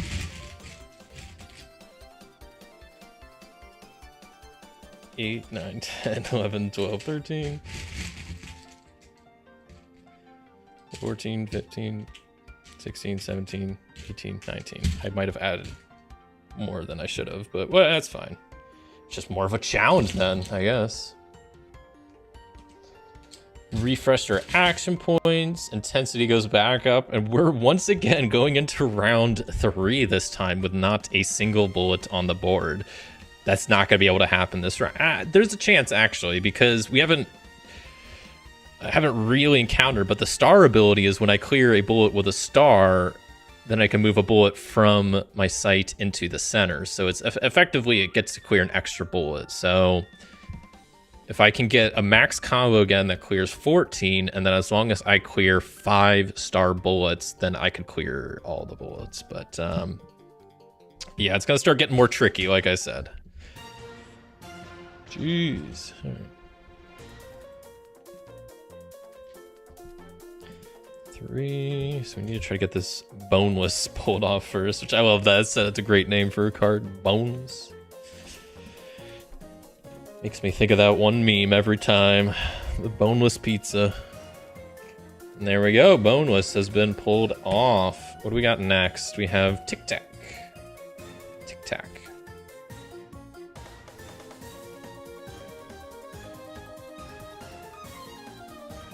Soundtrack's so good. Oh, the soundtrack. All right, well, we're just gonna move one over here. Boom, Tic Tac at the bottom. Card number 2. All right, what do we got next? Ollie. I think we got right here, right? Boom, boom. Empty. Yep, we're good. That's an Ollie, if I've ever seen one. The triple kickflip is a tough one, but we can absolutely pull it off fairly easily. Moving this down for 1, this over for 2, and that's a triple kickflip. Next up, we have Nose Grind. We got more bullets to pull, so I'm gonna start pulling some more. I really should have probably did that earlier, but that's fine. I was getting a little dicey with some of our bullets there, so it's fine to be cautious, but I might also just be wasting action points moving stuff around when I could just be drawing more bullets. So, or I could draw a 4 and take a damage. That's cool. That's fun. Love that. We'll go ahead and spend an action point to move that down, and then that's a nose grind right there. We got the X with the bullets on the side. Okay, power slide. We do have, right? So we just need 3 rows above it. Power slide complete. Next up, we have 720. I don't think we got a 720 anywhere. We're close in a couple spots, but not quite there. Let me double check so I'm not like an idiot here. Yeah, we'll just move this down, and then that's a 720 up there. Okay. Front side 360. I don't think we got that. I'm gonna have to move stuff around, aren't I? Yeah, we'll move that over. I got 1 action point left, and I have 2 cards. Can it be done? No comply. Yikes. Yeah, how many bullets do I have left? 3 bullets. Maybe I should draw more, because I just need a green to help me out. Oh, the red column's looking so bad. Also, look at this board. There is not a single star bullet on the board. That is so bad. I'm going to just keep drawing these bullets. I need a green. Okay, I got a green 4, and it's a star, so I guess if I just complain enough, I'll get this. I want to just draw this last one. Boom. Okay. Yellow 3. Bag is empty. No comply. I was also looking at it the wrong way. We need these 2. So I'm going to use an action point to move this over. Like that. No comply is complete. Last card. Can we get a max combo? Not quite. Not quite. Very, very close, because I could have used this bullet here, 3 over that way. If I had 1 more action point to move that over, I could have got a max combo, but yeah, not quite there. It's fine. It's pretty close. So that means I cleared. That's the end of my turn. Cleared 9 cards, so I get to clear away 10 bullets. 1, 2, 3, 4, 5, 6, 7, 8, 9, 10, and then I cleared 2 star bullets. So I get to clear 2 extra. 1, 2. So what was that?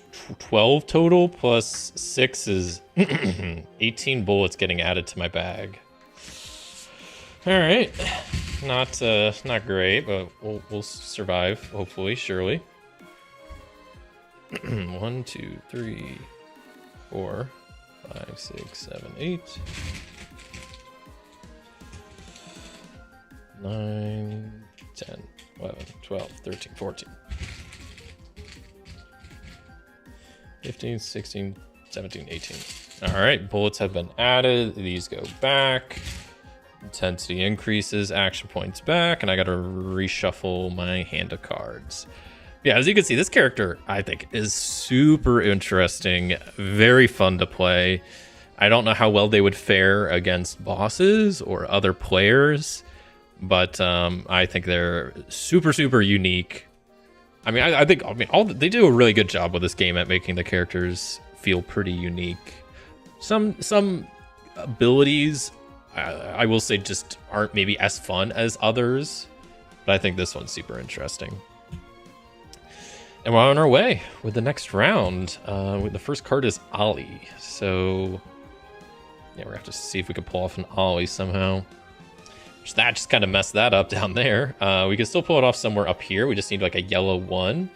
A green one is close enough. You can just move that over one, and that's essentially a yellow one. So boom, Ollie complete. We need to do a triple kickflip.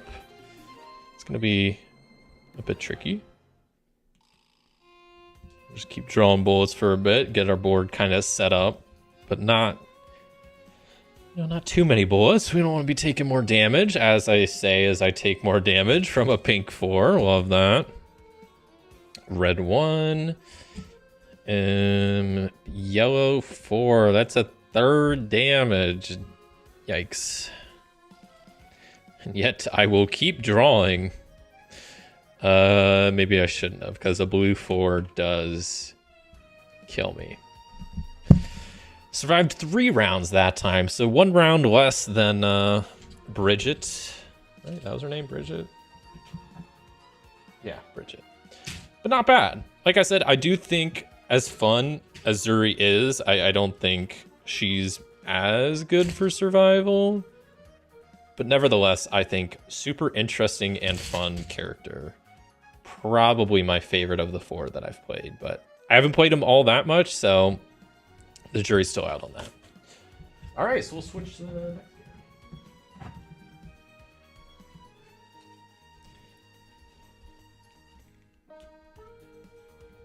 What I should be also doing as I'm going through these, just glancing at what their boss modes look like, because I haven't done that yet. So let's see what Zuri looks like. So, okay, that's a cool looking boss. Defacer of Tyranny. Okay, I like it. Shred. So Zuri's shields cannot be broken by heroines after Zuri's pattern would be completed or not. Remove it from the game. When all of Zuri's patterns are removed from the game, you win. Okay, when all of Zuri's shields are broken, you lose? Wait. After Zuri's patterns can be completed or not, remove it from the game. When all of Zuri's patterns are removed from the game, you win. So it's kind of like you just have to beat the clock type situation. When all of Zuri's shields are broken, you lose. Bullets are cleared to the center. Interesting. I guess when we take since we're looking at this, let's look at her boss cards as well, which, like I said, I genuinely have not even looked at these yet. So, jeez, look at some of these boss cards. NBD, no big deal, or never been done. No, that's what it says. Never been done. No big deal. And these cards say, okay, so Zuri breaks a shield, place 5 bullets from the center. So then wait, how would you 1, 2, 3, 4, 5 1, 2, 3, 4 I feel like there's something I'm not fully understanding there, how exactly she plays out, but that's cool. Okay, we'll definitely at some point have to try that boss out. And while we're on the subject of bosses, let's see what Bridget's, because I glanced at this, but I didn't actually read what this does. So we have the Lore Master. So pain by numbers. Bridget's color markers are her shields. Okay. They each begin in a random empty shield slot. When her shield is broken, the shield effects is modified by the color of the shield broken. Oh, okay. So like when the shield is broken, it says place 2 bullets from the center into the indicated column. So if it's like the blue is covering that, then that would go in that column. And then what do her patterns look like? That's what I want to see then. Are they pretty... Okay, so they're pretty standard. Oh, but then she can gain random shields. Oh, what? Gains a shield at random. Okay. These bosses seem really cool. Okay.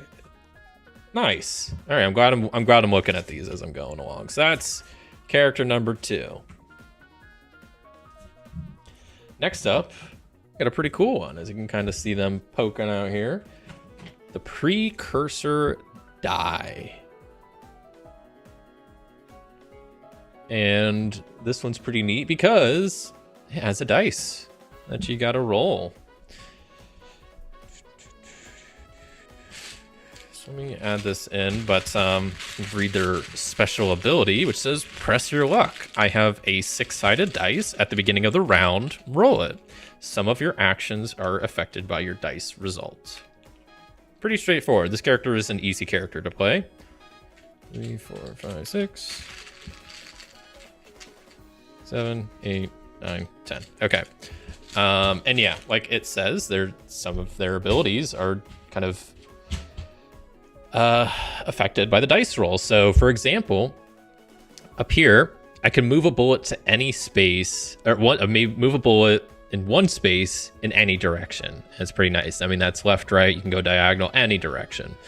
It costs 2 action points to do that. But if you roll a 4, 5, or 6 on your dice at the beginning of the round, you get an action point back.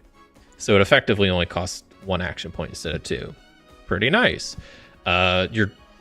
This ability, 2 action points, you draw a card if you roll a 1 to 3, but if you roll a 4 to a 6, you draw 2 patterns and then discard 1.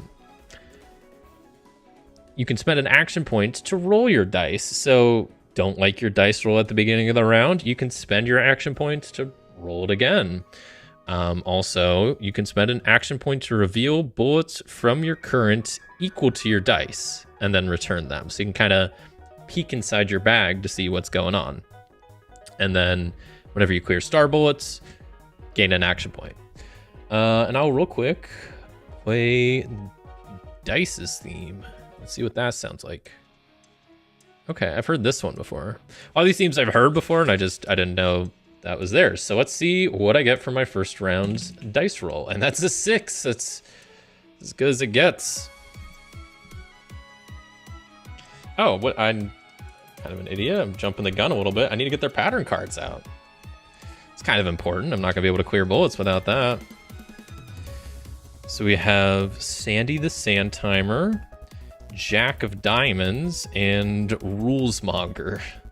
I love the board game themed cards. All right, now we're going. I mean, it is a dice character, and you're rolling a dice, so that makes sense that they really kind of leaned into the board game theme aspect. I know there's a couple of there's like a guard meeple card or something.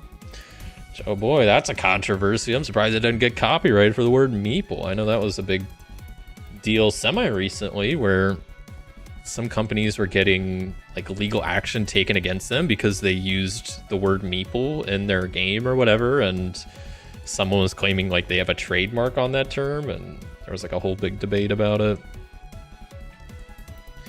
Okay, bag is empty. So yeah, I know this song.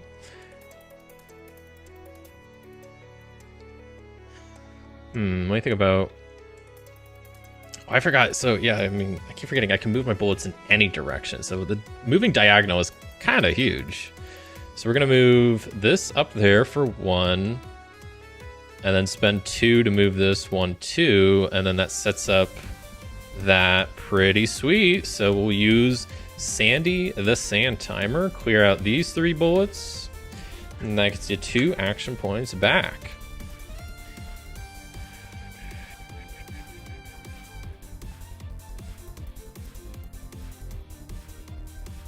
Okay, let's see how 1, 2, 1,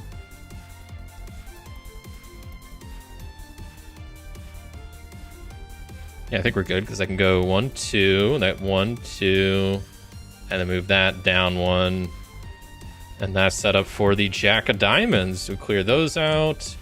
Get another action point back. It's as good as it gets. Move that over for 1, and bag is empty. We're done here. So draw back up my cards. We got Queen Maker, and there it is. Guard Meeple number 1. All right, so add bullets. So 2, 4, 6 plus 4. I'm adding 10 bullets to my bag. 1, 2, 3, 4, 5, 6, 7, 8, 9, 10. Throw these back in the bag. Increase the intensity. Action points back. The one thing I gotta remember with this character is you gotta re-roll your dice. This time I got a 3. Isn't ideal. I'm gonna spend an action point to try to re-roll. There we go. We got a 5. I'll take that. Okay. Yeah, let's just go.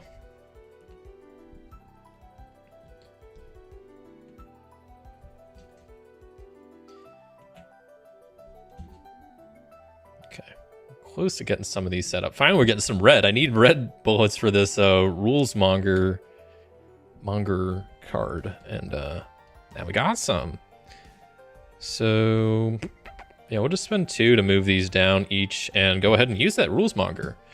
So that clears out these 3, gets me an action point back. We're sitting pretty good. Sitting pretty good.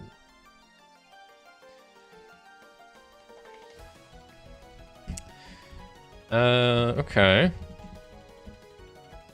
Spend an action point to move this up 1, and we can use Queen Maker, and that clears out these 3. There's a 4 pink, 2 green, and I think last bullet, 2 pink. Yeah, that's the last one.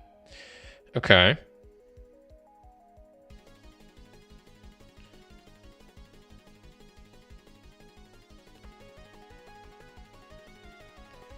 Okay, so we have Guard Meeple almost set up here, so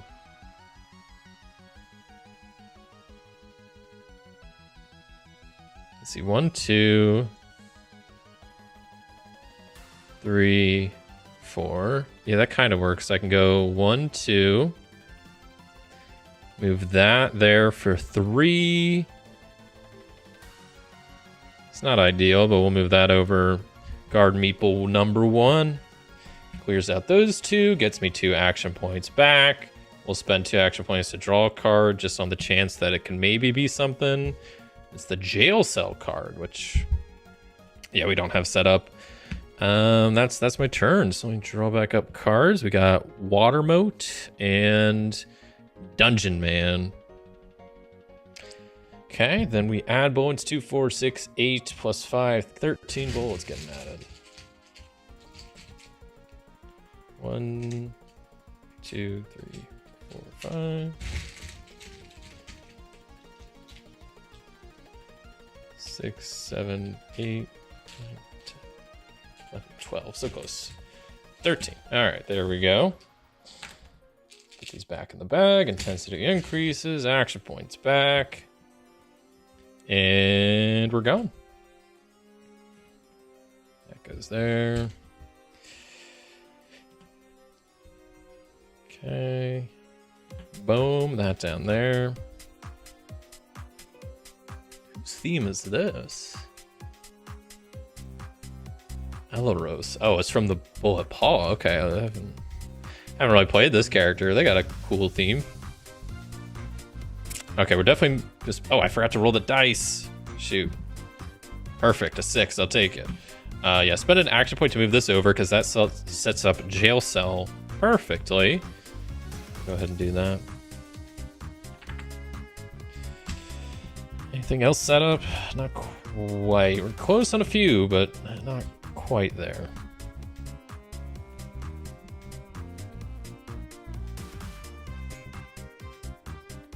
Okay, this is getting a little worrisome over here with the pink.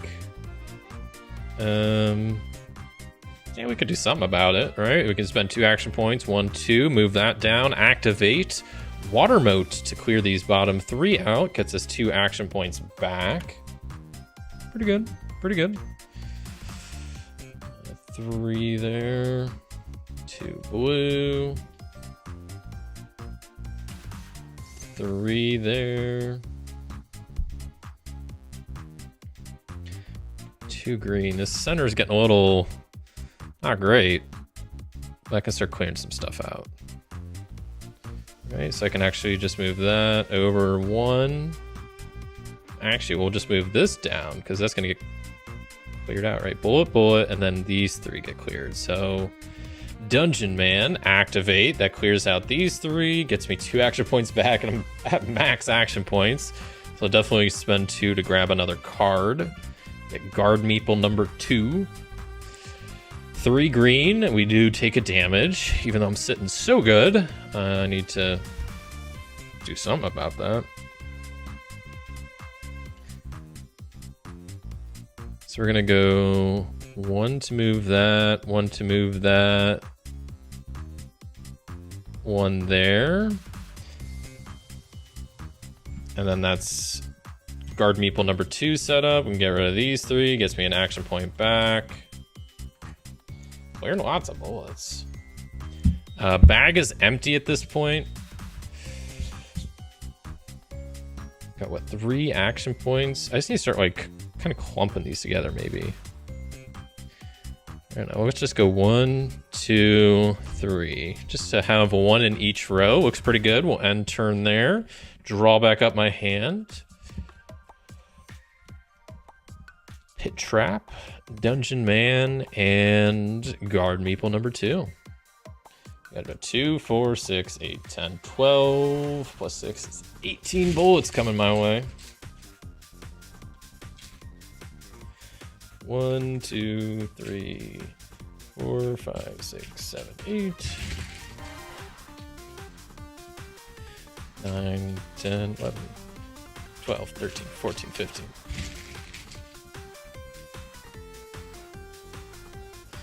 16, 17, 18. Okay. Pretty good round. I mean, we've taken 1 damage, but besides that, I mean, we've survived 3 rounds.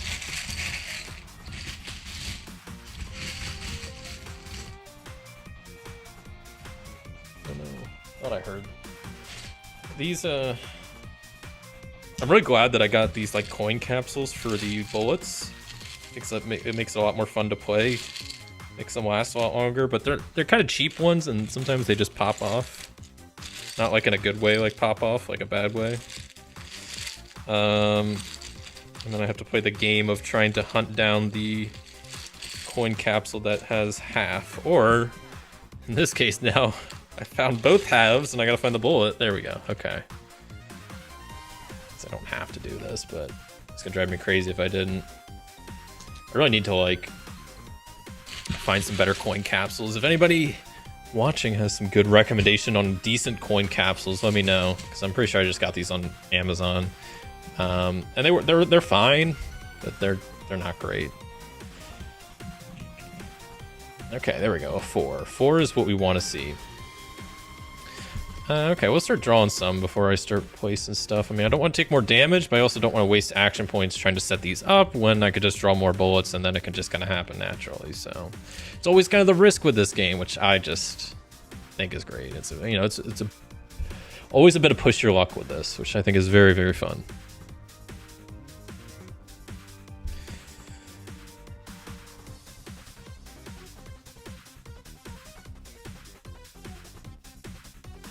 Okay, we're gonna keep drawing a little bit more, but okay, now my green column's getting real bad. I gotta chill. So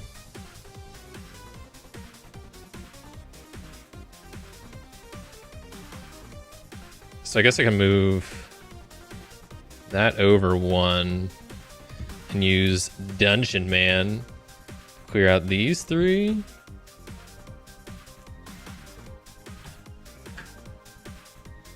Scared to keep drawing. My green's looking so bad. I'm gonna just move that up and over, kind of help alleviate some of the green issues. Okay, green one. I gotta stop again. But I can move this over for 1.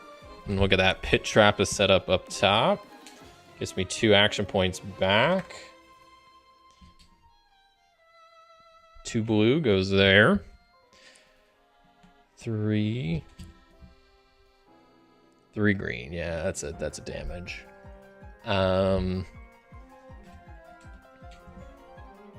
What about a run of tape around the edge to seal them? Yeah, that just feels like a lot of work. There's a lot of bullets in the bag. And also, like, I don't know if you probably can't tell, but maybe I think you actually can. On some of these, like, the capsules are starting to crack. You can see, like, there's a crack in it. And it's not like I'm, like, extremely rough with them, but I don't know. And you can see this one's cracked, like, that would be a solution, but I mean, if someone has, like, good coin capsules to get, like, I'd rather just spend the money on getting some decent coin capsules rather than try to, like, tape these, because that would just take a while. Maybe it wouldn't hold, and yeah, they're not great in the first place, so I don't know, but that definitely would probably work. Okay, I took another damage. I got chill. I'm gonna draw a card.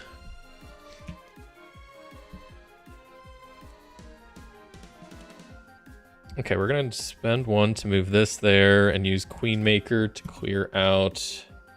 Is it these 3? At least helps my green column out, and I might be able to survive another round now. Maybe. I mean, a blue 3 would sink me. Pink 4 is not good. Okay, there's only 2 bullets left. What's the worst that could happen? Let's draw it. I already have it in hand. Okay, a red 3. Okay, that's the bag, right? Yep, that's it. Okay.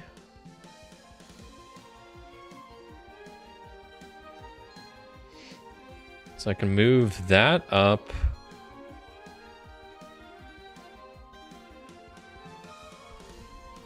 And then move that up, because that's boom, boom, boom. And then we'll clear out those 3 with Guard Meeple number 2. It's not bad. But, I mean, I'm going to survive at least this round. I don't think I'm surviving the next round, though. Yeah, I have 1 action point. We'll just move this, like, there. Sure. I have 1 health left. Yeah, I don't know if I'm making it much further.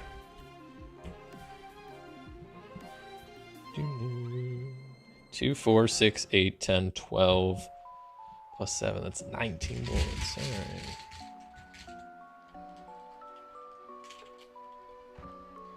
1, 2, 3, 4, 5, 6, 7, 8, 9, 10, 11. Oh shoot! I don't know. I'm gonna have to restart my count. I just dropped in like way too many bullets. Give me a second. I totally lost count. 1, 2, 3, 4, 5, 6. 7, 8, 9, 10, 11, 12, 13, 14, 15, 16, 17, 18, 19. How many do you need? I work in a store where we can order them. I can see the quality of them. Oh, there's a lot. Let me see if it says in the instructions. There's 140 bullets. See the distribution there, 140. Yeah, I mean, obviously, so the options are, yeah, I could just not put them in capsules, which I personally like the capsules. I don't do this for many games, but this is a game I play enough that I think, especially like grabbing and shuffling the bullets, you get a lot of wear and tear on the bullets pretty quick. I also just like the, you know, as dumb as it sounds, I mean, the tactile feel and the clickety clack of grabbing bullets I think is quite nice. I know for this game they do make wooden bullets as an alternative, which some people really like. I don't want that. I don't know. I don't think wooden bullets would really be great for this game. I don't know. I don't know if that would be something I would want. I mean, these are like wooden. They'd probably be okay, but I most of the time it's like I wouldn't mind wooden components, but this is like one of the few games that I feel like I like the plastic better. I think it was just someone on Board Game Geek when I was first looking into this game made the comment of like, since it's like a Japanese style game, it kind of reminds them of like those gacha style like arcade games where you get like plastic in it, and I don't know, just that put that like idea in my mind. I was like, yeah, this just feels like a game that like plastic just feels right. Some other games, if I'm playing like Wingspan or something, like sure, okay, having little wooden eggs or something, that's great, and that would be fine. But like this game, I don't know, I like the plastic coin capsules. So, and I know I've also heard that some people with the wooden tokens will put them in coin capsules, which just feels like it defeats the purpose of the wooden tokens. So I don't know, but yeah, that's something I want to look into, because I know also, so the bullets that I have in these capsules are the ones I got from Bullet Heart. But when I got Bullet Star, it also came with like a second tray of bullets, which I haven't punched out yet. I think at first I was like, well, I didn't know what to do with them. I don't think you're supposed to combine them into one big bag. I guess that maybe wouldn't matter. But then I was like, I have to get more coin capsules. And then now I've purposely left the Bullet Star bullets like unpunched until I get some like new capsules, and then I can just use those in them. So damn, well, I'll check them out and see if the price is worth it. Let you know on Discord. Okay, yeah, that'd be great, because yeah, it's definitely, as I've said, this game, I love this game, so I definitely wouldn't mind spending a little bit extra on some nicer coin capsules for sure. Okay, so we're survived 4 rounds. Can we survive a 5th round? Probably not. We're down to 1 health and lots of stuff on the board, but damn it, I'll try.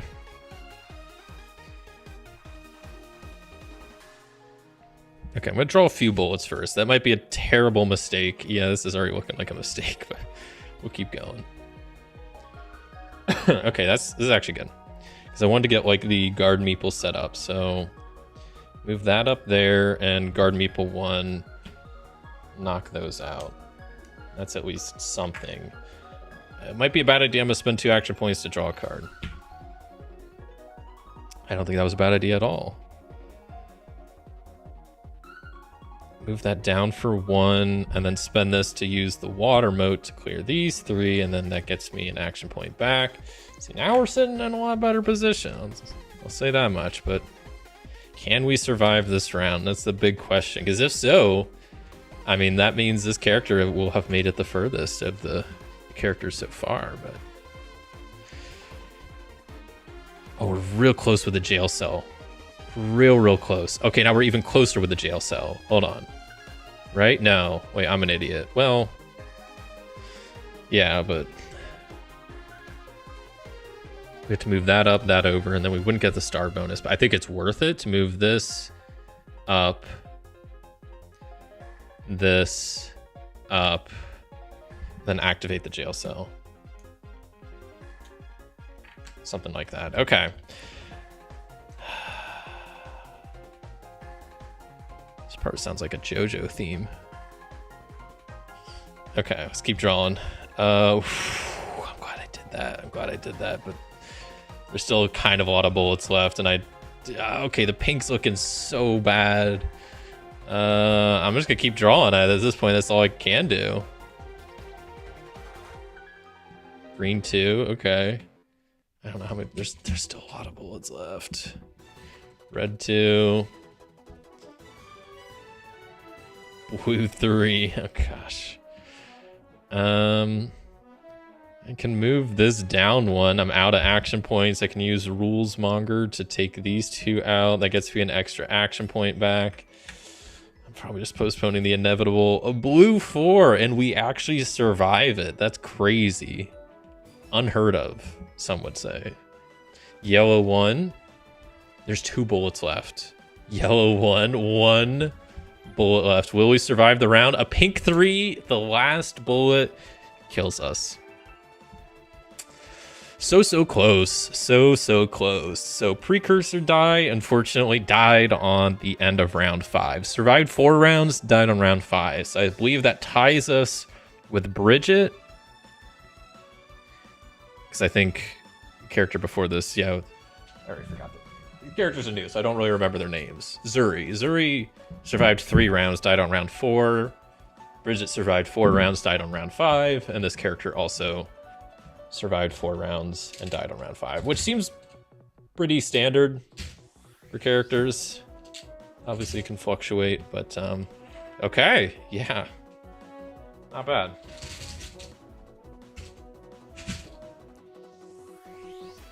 Okay, so that is Precursor Die,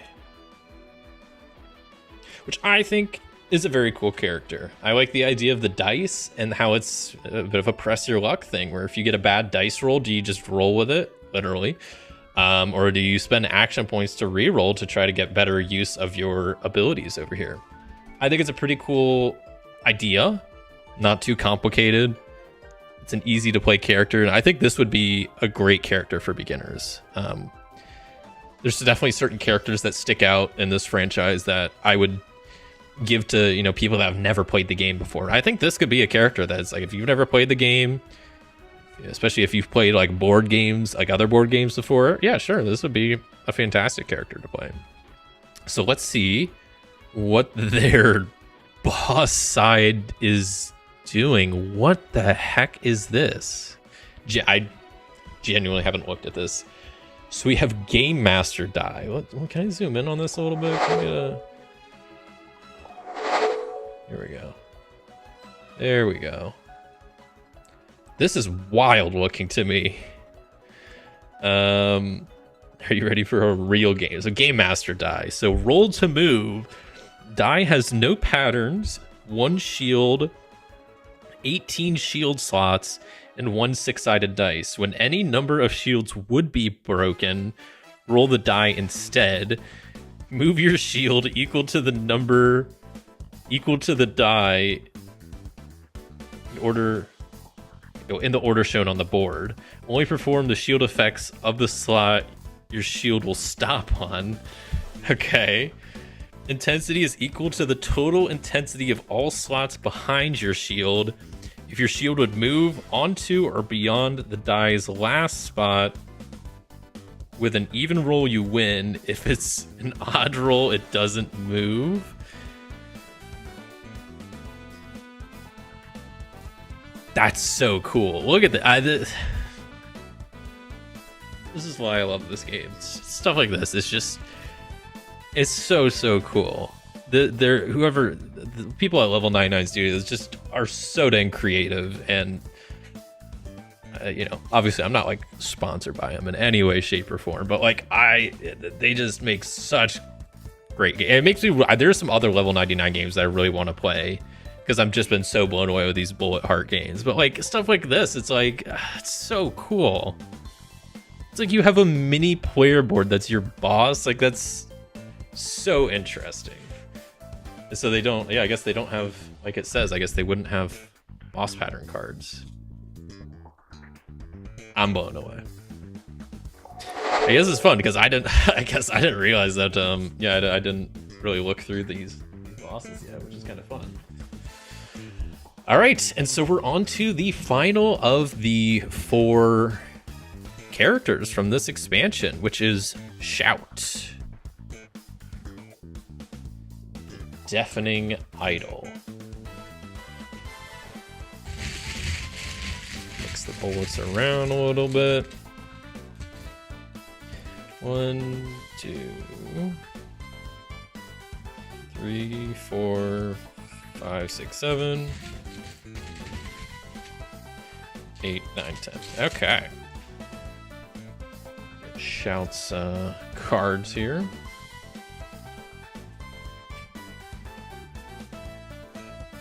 Get my starting hand. And I'm gonna take a quick sip of water because I have not been hydrating. You'll stay hydrated yourself out there.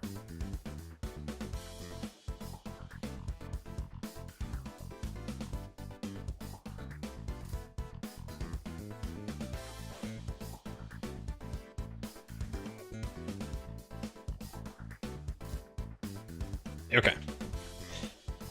So, I mean, by the way, also this Shout character, I swear this got to be a reference to to Hatsune Miku. Well, it looks just like her. If not, then I don't know. Maybe they just share a resemblance. But I'm pretty sure this is a Hatsune Miku reference. But anyway, so last character here of the 4 from this expansion is Shout, the Deafening Idol. Should I say Shout is an easy character to play? Okay. I guess Bridget is a hard one. I didn't think about that. She is pretty difficult, so yeah. Okay. I was curious. I was thinking she's probably easy. She didn't seem too I don't know. She's got some, you'll see. She's got some weird stuff for her. So, the Deafening Idol. Her special ability is volume control. So your pattern requirements involve having an exact amount of bullets in certain columns. Your pattern clears can be anywhere in each column, which I think is pretty cool. So take this Groundswell card, for example. So it's targeting 3 columns, and it says the middle column has to have exactly 5 bullets. If this is the case, then you can clear 1 bullet from each of the 3 columns. It can be any of them. It doesn't have to be right next to each other. They can be anywhere in that column. Or live wire. So you would need 3 bullets on the left column and on the right column. If you have that, you can clear a bullet from the left, middle, and right column. And that's kind of how her patterns work and her special ability works. So her action point stuff over here, so she can move a bullet left, right, down. She can draw a pattern, pretty standard. Spend 2 action points for the next pattern. Requires one more or less requirement in all columns, which is pretty dang handy. And then she's got this other cool ability where you spend 2 action points and you basically select a column, and then you move each bullet in that column left or right. So let's just say I choose the green column, then I could take each bullet in that column and move it left or right. Just pretty dang handy for her abilities. Yeah, that's pretty much all there is to explain about her. So let me pull up her theme. It's got to be pretty good. Where is Shout's theme? Or sorry, her name is Shout Star. I thought the star, I guess. So used to seeing star in this game, thinking it means like bullet star, like for the expansion. No, Shout Star is her name.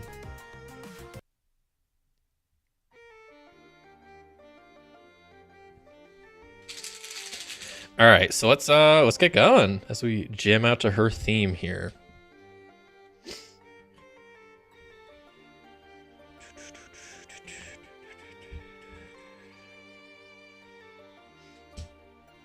I feel like these themes have been out for a while because I feel like I've listened to them a good amount already. But also, like I said, I've been playing this last weekend to kind of prep for today. So I've already been listening to them a bit.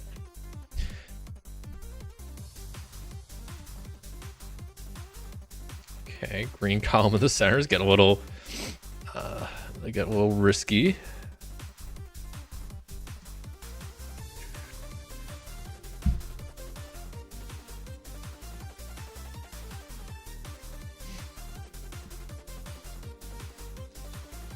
Okay, all my patterns are not helping me. Okay, but the bag is empty at this point.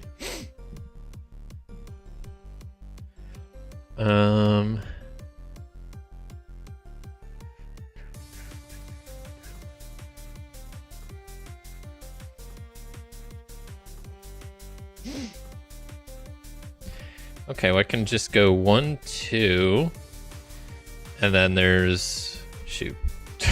Okay, well, I've already started this, so 3 there. Now I have 5 in this column to go Groundswell and clear out 3, which I will just target 3 bullets. Well, sorry, 3 stars. That gets me 1, 2, 3 action points back.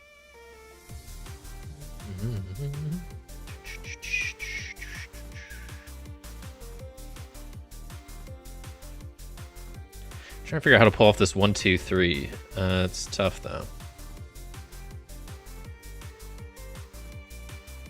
Because we got 4 here, so I can move 1 over. I guess I could do that, right? I move 1 over. So we got 3, 2, and then I move that over. Right? 1, 2, 3. Because all that matters is the number of bullets in the column, not the positioning at all. And then I'll use, project. So I get to clear out 1 bullet from this middle column, and then 2 bullets from this column.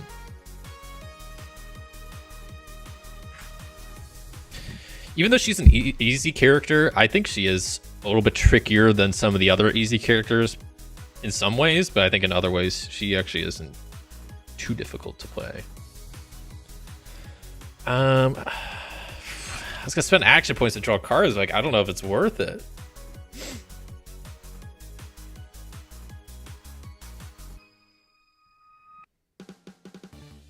Well, that was her theme. Okay. I don't know. I'll just I have so many action points, so I feel like I want to do something with them, but I don't know. Okay, I'll just end turn. Fine.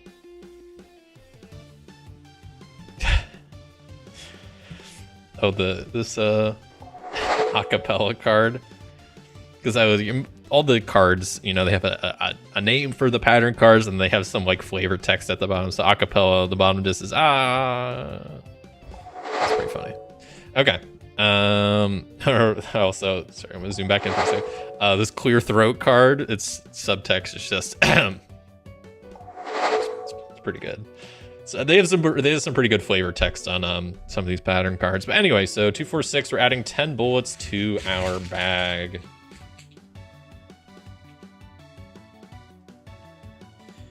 One, 2, 3, 4, 5, 6, 7, 8, 9, 10.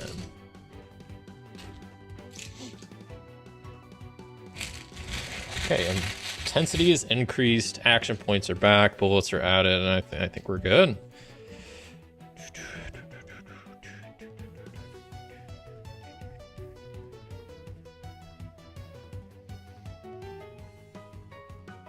So, okay, so I could do something like, why not? I'm gonna use the clear throat, right? So I can spend 2 action points to use this ability. So the next pattern I play requires 1 more or 1 less requirement. And then if I use clear throat right here on these 2 columns, normally it requires 0, but because of that, I made it require 1.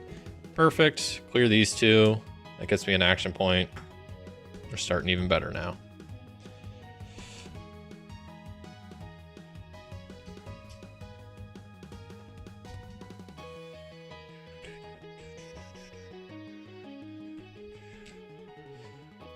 One, 2, 3, 4.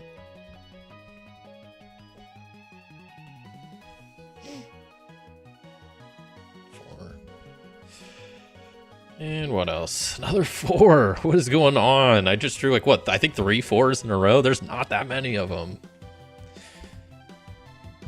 Okay, well, I could basically do this acapella right here. So move that over and activate acapella. So we'll clear out this. 1, 2, 3. That's action point back as well. I think is bag empty? Bag is empty. Also, look up Livewire is just set up here on the end. So we'll go ahead and use that to clear away these 2 and this. I still have 6 action points left. That's kind of ridiculous. I'm going to spend 2 to grab another card, I guess. Okay, so we need blank 3, blank 3. Yeah, that's tough. Because even if I were to move all the bullets so I have 3 and 3, it wouldn't really help me out here.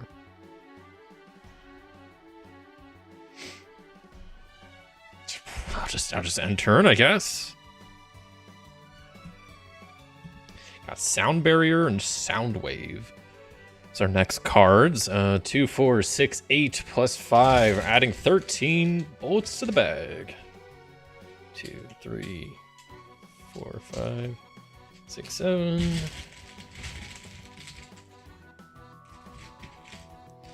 8, 9, 10, 11, 12. I said 13, right? Well, hopefully I just added that. Intensity increase. Action points back up. Yeah, we're good to go. Okay, what are my other ones? 1, 4, 1, 4. Okay, that's not bad.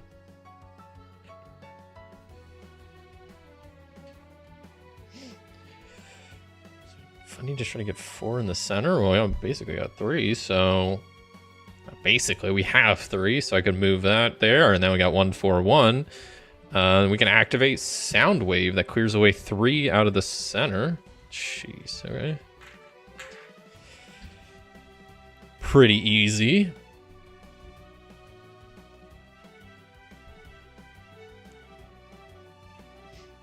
So we need blank 3. We just need 3 in the blue and yellow columns. Okay, let me start moving some of these around because pink's getting a little scary there. We got just lots of stuff going on.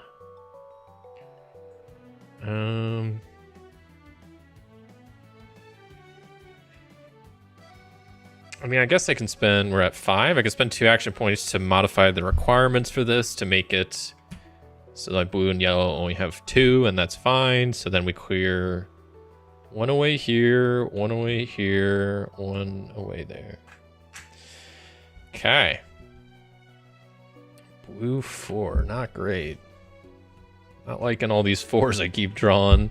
At the same time, like drawing them's not, it's not good, but then as long as I keep them on my board, then I don't draw them again. So just try to roll with that. Okay, bag is empty. Okay, let me think about this because how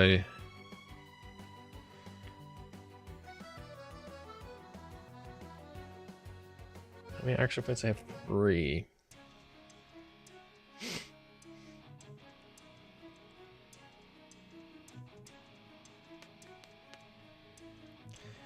Okay, no, this works because I can move 1 to the center, and then I have 3 and 3, and I can spend 2 to modify the requirements from 4 and 4 to 3 and 3, and then clear the center 3, and that's like perfect.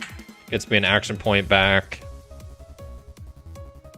Move this over to alleviate some pressure off that column, and that's sitting pretty good. It's a good spot to be in. I mean, we're heading into round 3, 4 with no damage taken yet, so that's not bad, not bad. 2, 4, 6, 8, 9 plus 6, 15 bullets.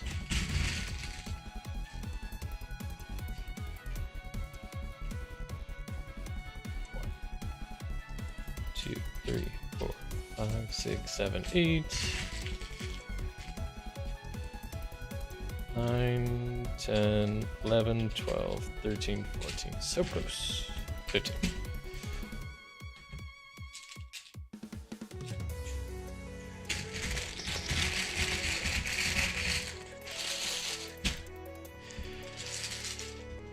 Okay. Let me see what my patterns are that I'm working with. So 2, 3, 2. I can actually fire that off maybe right away. I can move that over, and I got 3, 2, 1. I could fire that off. Let me refresh my action points. I can do actually a lot of this. So, okay, I'll move this over for 1. Activate loud speaker. We got 3, 2, 1. So I can take these 2 away. Whoops. I think that was there. I don't know. That does get me an action point back. And we'll start drawing. Well, yeah, no, that's, well, we'll spend 2 action points to use Clear Throat. So instead of 0, we'll have 1, and that clears away both of these. So now, even if that bullet was in the wrong spot, now it's gone.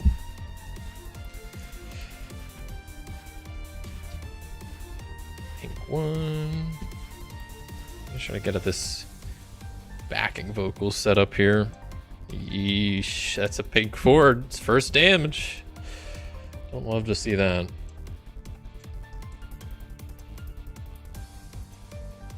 Scared to draw this because we got red columns looking bad.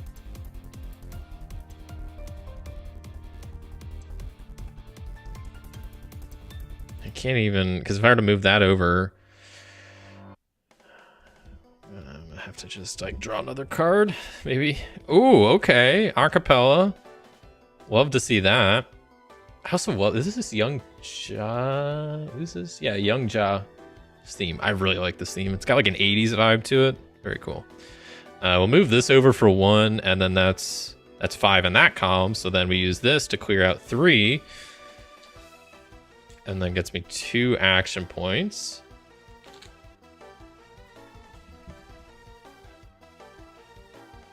Okay, we're gonna keep drawing because we got more bullets to draw. I need another yellow. That would be great if the bag would give me a yellow or another green. A yellow, okay. Okay, I said I wanted that, but I guess that's fine because I can use my modifier ability. Because instead of 2-3-2, I have 3-2-3, and then that's fine because I modified it. So we'll do that, get rid of that, and that. That's 2 action points back, which I'm just gonna go ahead and immediately spend to grab another card. We got Sound Barrier, where I need 4, blank, and 4. Which we have 4 there, but then even if I were to use that there, it doesn't really help. That goes there.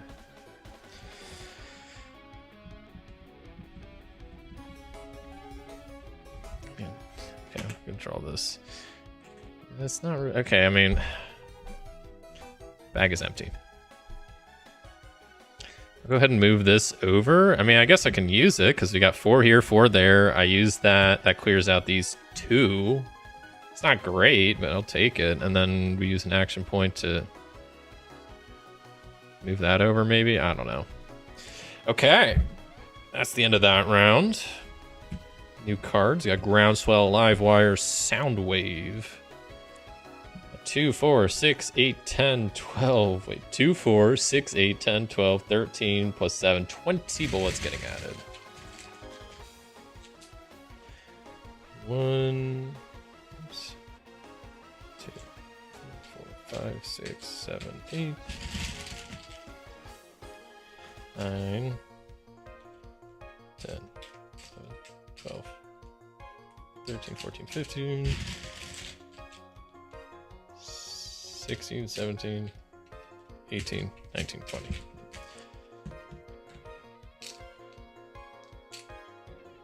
It's a lot of bullets. We already got a lot of bullets on the board, so this is going to be not great. So we've survived 4 rounds, so can Shout Star get the furthest? And that is what we're about to find out here today. Okay, so action points back up, and let's get into this. So first things first, I think right off the rip, I'm going to do Livewire. I'm going to have to spend 2 points to modify the requirements because I need 3 and I have 2, and I need 3 and I have 4, but that works fine. That allows me to clear 1 here, 1 here, and 1 in the center. And that cap is just falling off. These dang coin capsules. Start drawing. Can we survive this round? We've only taken 1 damage so far, but it's not. We got a lot. 20 bullets to draw. It's not nothing.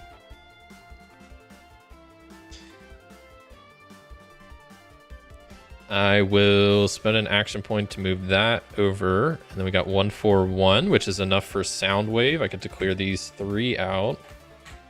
It's better. It's better. Red's making me nervous, so I'm going to move 1 over, at least for now. See how that goes. See, I'm glad I did that. I drew a red 3. I'm safer now. Okay, yellow 4. Surprisingly, still okay. Green 3, all right. I kind of want to draw another action card, but I want to save my action points just to save myself, really.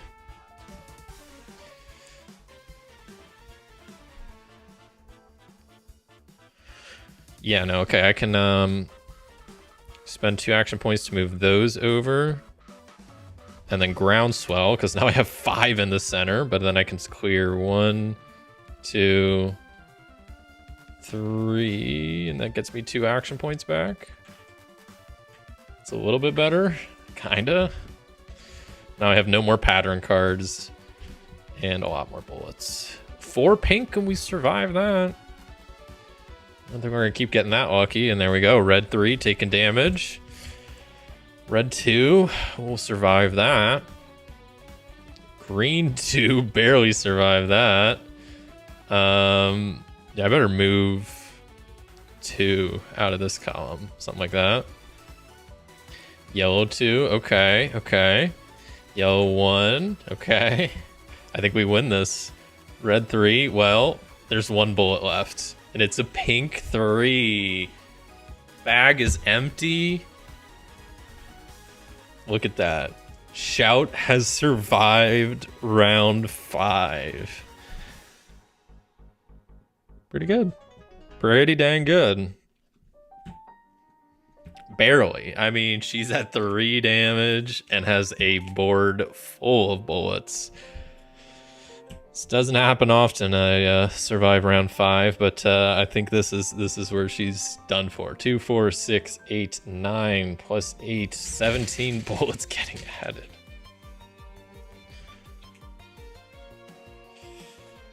One, 2, 3, 4, 5, 6, 7, 8, 9, 10, 11, 12, 13, 14.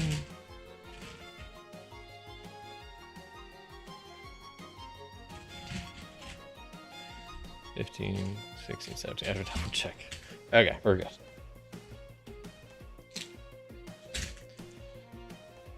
All right, Shout Star has officially made it further than any of the other characters, but I don't think she's making it much further than this. This is not looking good.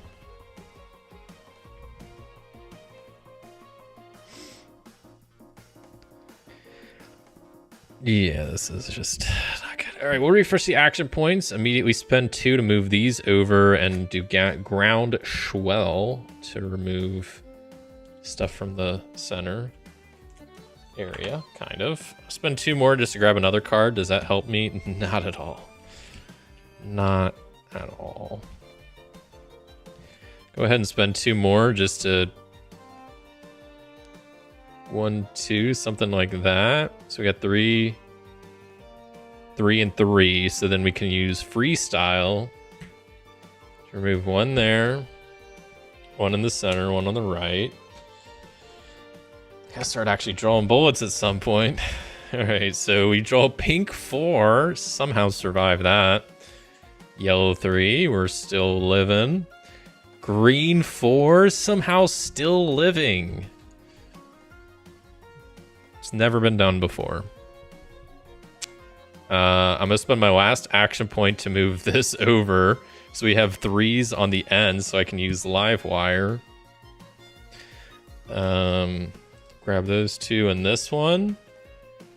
There's I don't think there's any chance I survive this because I can't use my last card anywhere right now, and bullets are just gonna keep coming. All right, pink 2. Let's see how far we get though. Already made it this far. Blue 2, somehow still alive. Yellow 2, somehow still alive. Blue 2 kills us. How many bullets were left? A lot. There was like at least a good handful still. Still a lot of bullets. But shout out to Shout Star for making it the furthest of any of these characters. Surviving 5 rounds is really good in survival mode, I would say. And yeah, not bad. Made a decent amount through that 6th round, but not quite there. I don't know if I've ever. I don't think have I made it past this round? I don't know. There's some characters that are definitely more suited for survival. Like, I mean, some of my favorites, Mark the Pilot and Jane Doe, the Deer Detective, are quite good for survival and just good characters in general because they can just move bullets around. It's kind of busted. So I'm trying to think of who I've got the furthest with survival, and probably one of those 2. But I feel like Shout has potential. I mean, she survived 5 rounds. She was on round 6. Doesn't happen often. All right, let me empty this.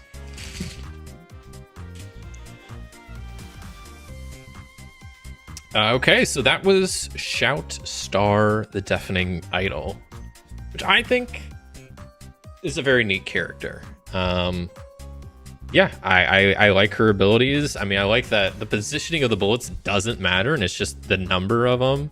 And then she has abilities to help modify the numbers on the card and move bullets around in the pattern, which I've played this character a few times now. I don't find myself using the second ability too often. I see how it can be helpful. I just haven't used it much myself personally.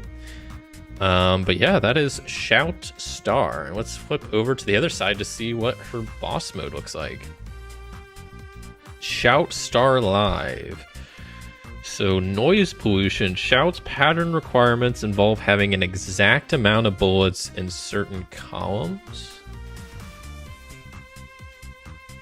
I swear this looks exactly like this ain't a Hatsune Miku reference, and I'm gonna feel like an idiot for even saying that, but it looks like her.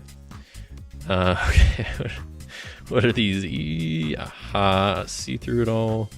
Okay, so certain columns, like this column, you need 2 empty columns. On the next round, bullets you place have +1 to their number when placing. Wait, that's a crazy ability. So on the next round, bullets you place have +1. So you could technically get a number 5 bullet. That's pretty crazy. I like that a lot. Okay, the bosses are cool. I still don't fully understand like the yeah, this one was a little confusing. This one seemed neat. That one seemed pretty straightforward. The Meeple one seemed really cool. Okay, so that was the 4th character from the Bullet Palette. How we doing on time? Doing pretty good on time. So I'm just trying to think of what I want to do now. I at least wanted to play through all the characters once, and I did. Just as a refresher. So definitely Shout Star made it the furthest in survival mode, followed by surviving 5 rounds. Precursor Dai and Bridget Glenn both survived 4 rounds, and then Zuri was only able to survive 3 rounds.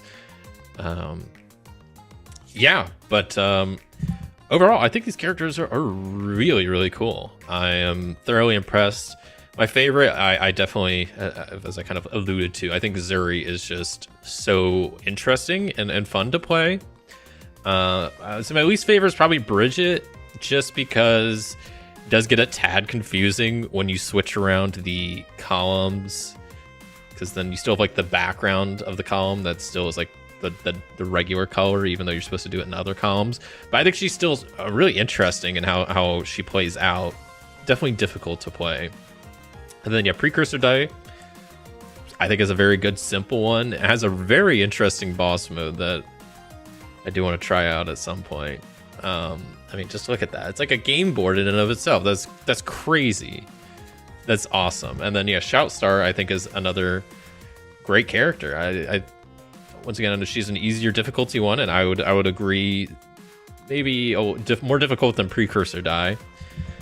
But yeah, still very fun. So I'm gonna take a quick break, and then I don't know. We'll figure out what we're gonna do next. Either what I'll probably do is play against one of the bosses. I haven't done that yet, so it might be, I don't know. I don't know how that's gonna go, but we could try that out.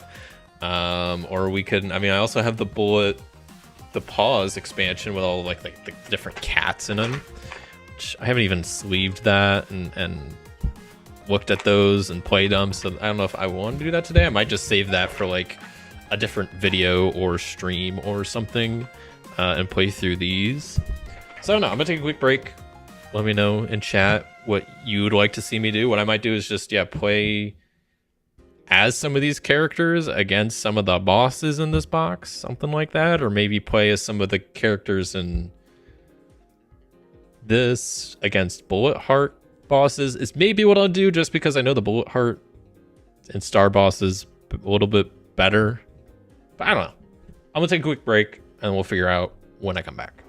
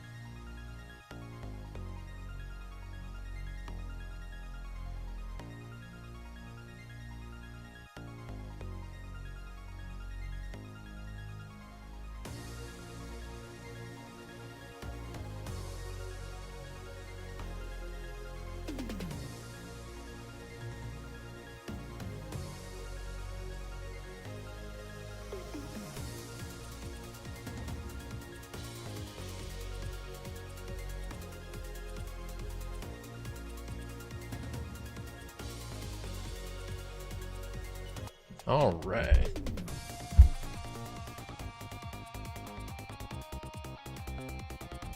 Where are we? Where's my... There we go. Hello, everybody. Welcome back. So I might just run back some more survival mode. Mainly because, yeah, I don't know. I mean, maybe at the end we could try one boss, but yeah, normally, I don't know. I like kind of... I mean, I played all these characters beforehand to get a feel for them, but I haven't played against any of the bosses, so I feel like I don't know. I mean, I guess they're not too difficult to figure out, but I want to play back, I don't know, some of the other characters to see if we can get as far as we did with Shout. So I'm going to go with a precursor die again. But maybe at the end we'll try. The precursor die boss looks really interesting, so maybe we'll at least try that one. Even though it looks kind of difficult to do, but maybe save that for the end. But try to run back at least all the characters that didn't make it as far as Shout and see if we can get further this time.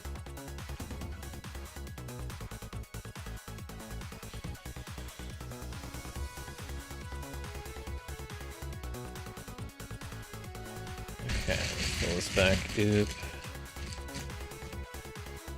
1, 2, 3, 4, 5, 6, 7, 9, 10.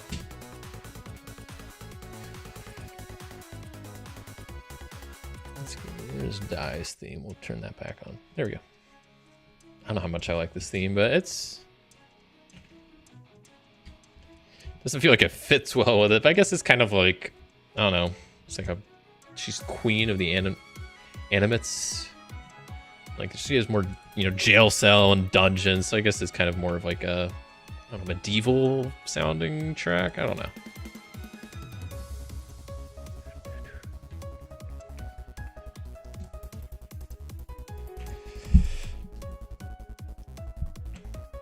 So I just need to try to save my action points, I think, a little bit better with... Oh, I forgot to roll this dice. I haven't used my abilities yet, so it doesn't really matter. Okay, we got a 5. So move these a bit more off the screen. There we go. So we try to play a bit more strategically.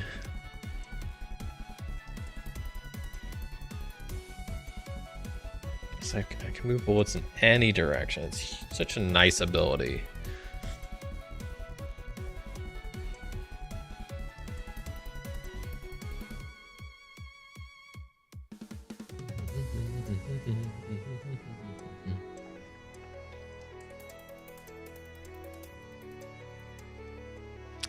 See, I can move. I don't know what I want to do. I got a bunch of options. I guess I could just move these 2 up. We got Queen Maker right there. That clears out these 3 and then gets me an action point back. Pretty huge. I got Jail Cell and Guard Meeple. I just don't see how that's gonna... 1, 2, 3. Okay, I see. We can go 1, 2, 3, 4. That's something. If we were to move that down, no, that wouldn't work. I was trying to think if we could squeeze in another bullet over there. That's not going to happen. So we use Guard Meeple. Takes out those 2. Gets us an action point back. Yeah, I don't know. That looks good to me. We'll end turn there. Draw new cards. Draw 9 bullets. 1, 2, 3, 4, 5, 6. Oops. 7, 8, 9. Add these back. Increase intensity. Action points go back. And we're rocking and rolling. I need to re-roll the dice. I need to keep trying to remember to do that. Okay, a 4. Cool. 4 through 6 is what we want. We got stuff set up for the rules monger, so let's go ahead and just activate that. Wipe these 3 out. Got Jack of Diamonds and Jail Cell that we need to get set up somewhere. Jail Cell is kind of coming together right up here. We just need blue to help fill out the center of stuff we would actually clear. Look at that. We're getting there. 4 yellow. We just need a little bit more blue. Yikes, 4 red. We're already taking our first damage on round 2. This is not a good start for Precursor die. Okay, bag is empty.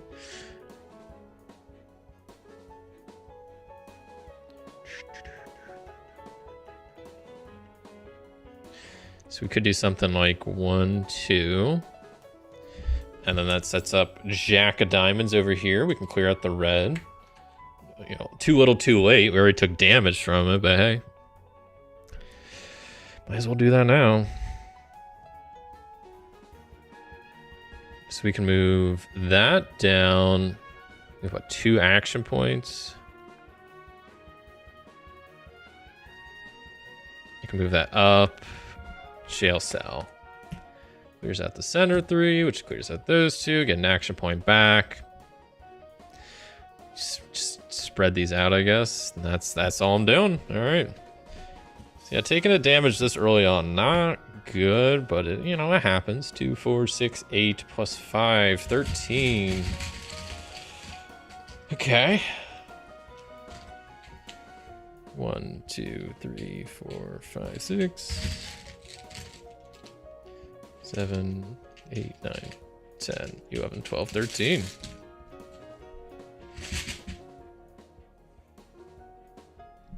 Okay, let me remember to roll my dice this time. Okay, a 3. Not something you want to see. Increase that. We'll spend an action point to try to reroll. That's a 2. I don't know if I should do this, but the 2 got a little smiley face on it.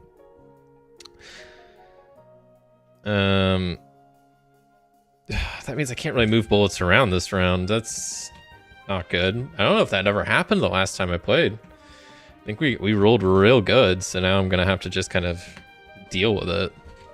Or spend lots of action points to just do the same thing.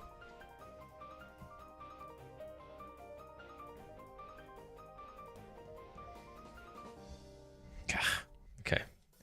Stuff's so close to being set up, but it's not there. It's not there. Do we have anything useful here?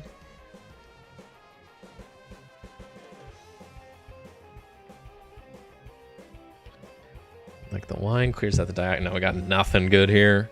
Nothing. Okay. We'll keep going for a little bit further, but yeah, I'm taking another damage. Oh, this is bad. This is bad. Yeah, we'll just keep drawing. What's the odds we draw another 4? Okay, we're good.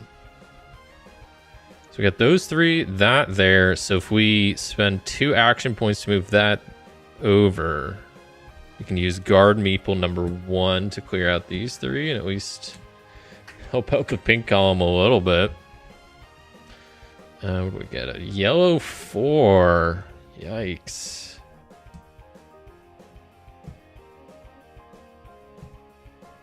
Spend 2 action points to move that up. Use water moat. Clear these out. Does get us an action point back. This round is just not going as good. I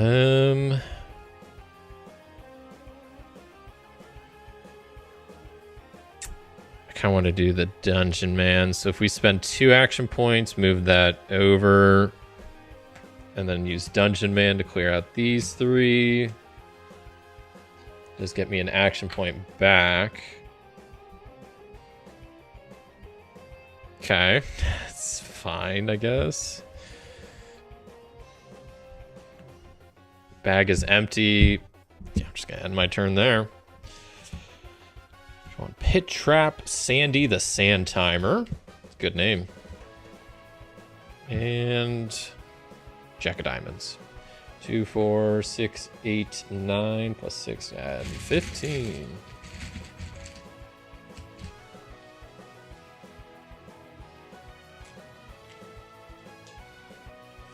One, 2, 3, 4, 5, 6, 7, 8, 9, 10, 11, 12, 13, 14. 1 off, 15.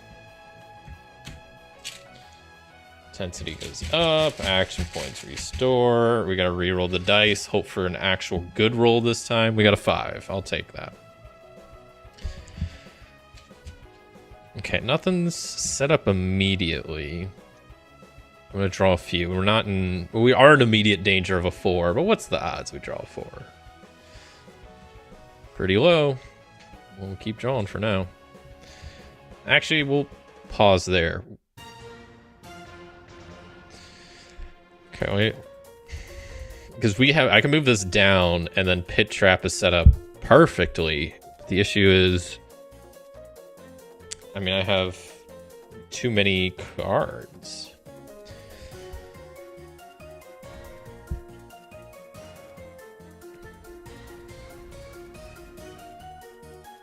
Oh yeah, this is good. I'm gonna be. I don't want to waste action points. That's the issue. If I were to use that now, I'd waste 2.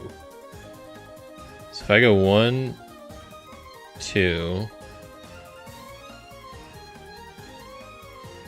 Then I can use Sandy the Sand Timer there.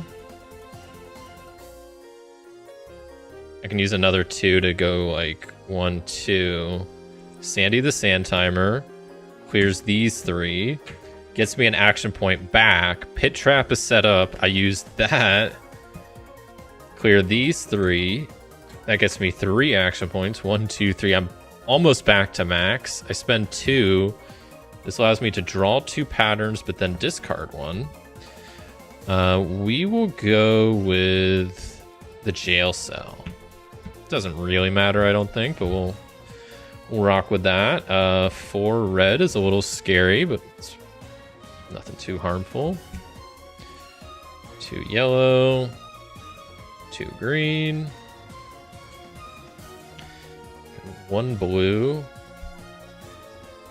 Okay, we got Jack of Diamonds set up here, but it would only clear away 1 red. But I guess we could clear away another if I move that blue over. Let's see if we draw another red. We do. That wouldn't even clear that away because it has to clear above. Okay, we'll spend an action point, move the blue there, and then activate Jack of Diamonds to clear away those 2. Gets me an action point back. And now we just need to try to set up jail cell at some point, which we kind of have something cooking right there. If we can get that piece together.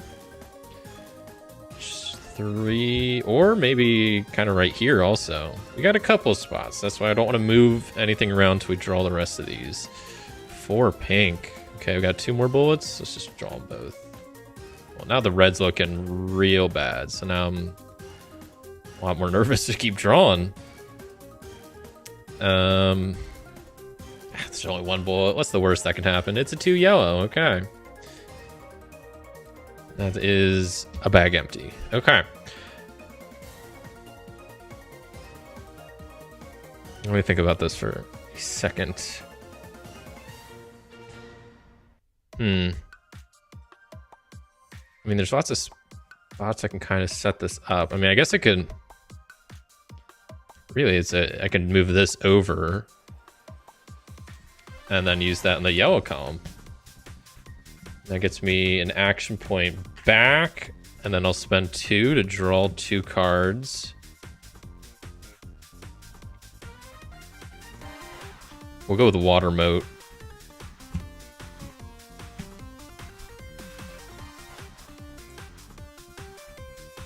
I'll spend 1 action point to move this there. And then 1 action point to move that down. Then activate water mode to clear out these 3. And that's gonna be it for this round. Card meeple 2, rules monger, dungeon man. Put the dice off till I remember to roll it. 2, 4, 6, 8, 10, 12, 14 plus 7. 21 dice coming. 21 dice. 21 bullets coming my way. 1, 2, 3, 4, 5, 6, 7, 8, 9, 10, 11, 12, 13, 14, 15, 16, 17, 18, 19, 20, 21.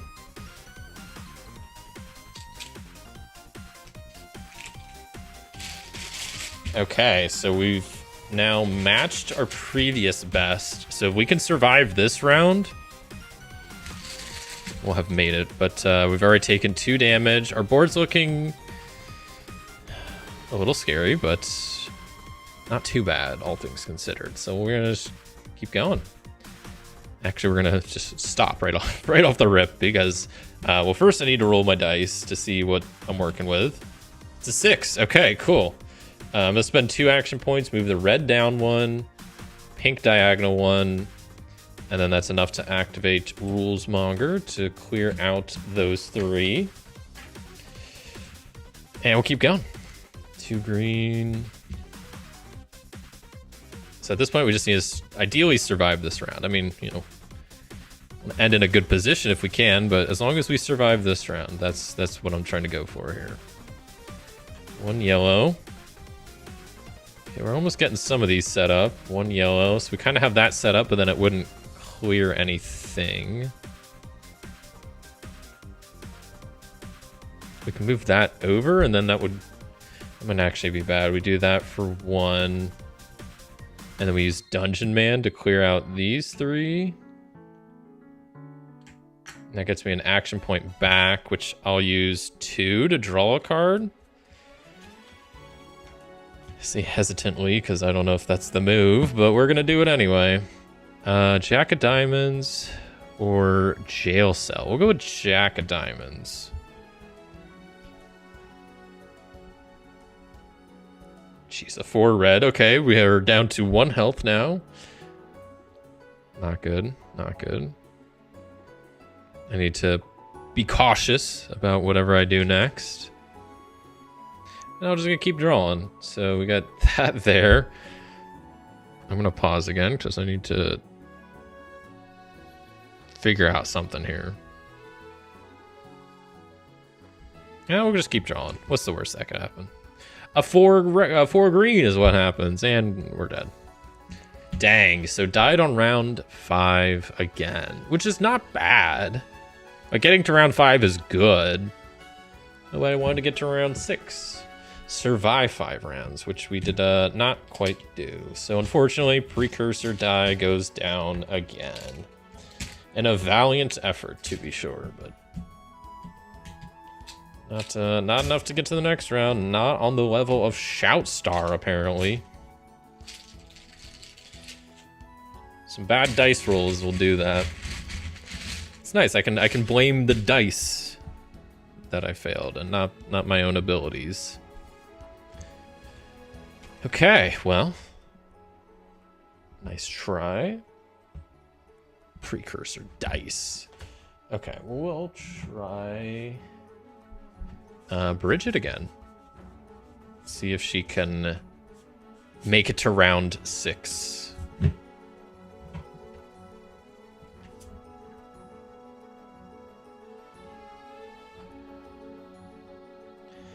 we'll get these tokens back out.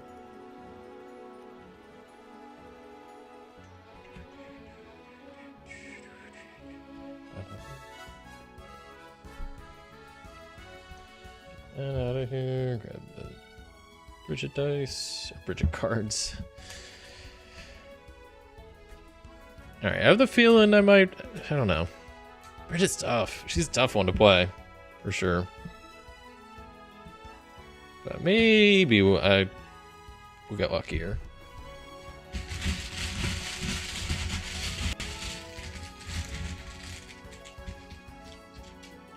One, 2, 3, 4, 5, 6, 7. Looks like I just need 8, 9, 10.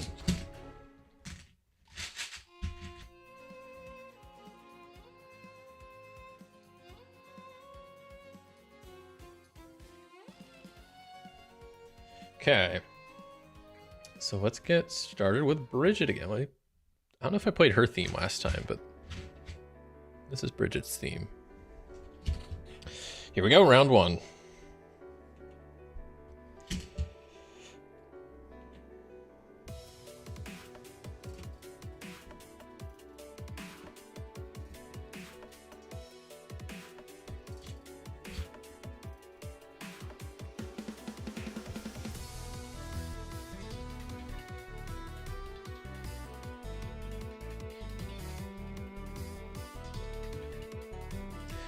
That over for 1. Wrath of the White Rabbit. Clears out those 3. Gets me my action point back. We're not going to spend 1. This is round 1. If it was any other round, I might spend to get extra patterns, but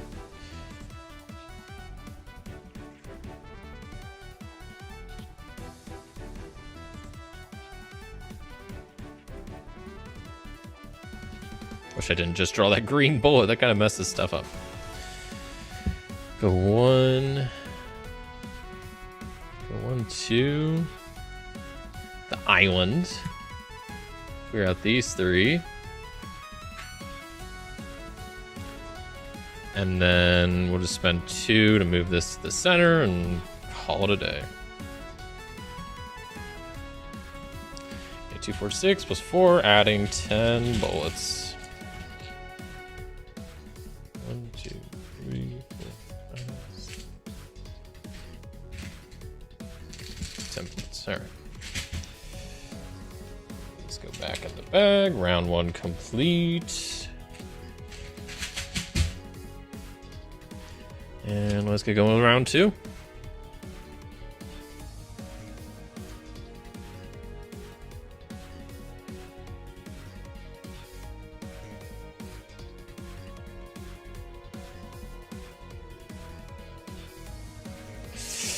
Green 4 causes us to take our first damage.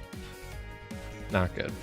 Green's just not doing too good, but what sucks is... Okay, here we go. I'm gonna say 2 of the 3 patterns I have require blue bullets, and I didn't have any until now. But if I move this down, that clears those 4, which would get me 3 action points, which is good.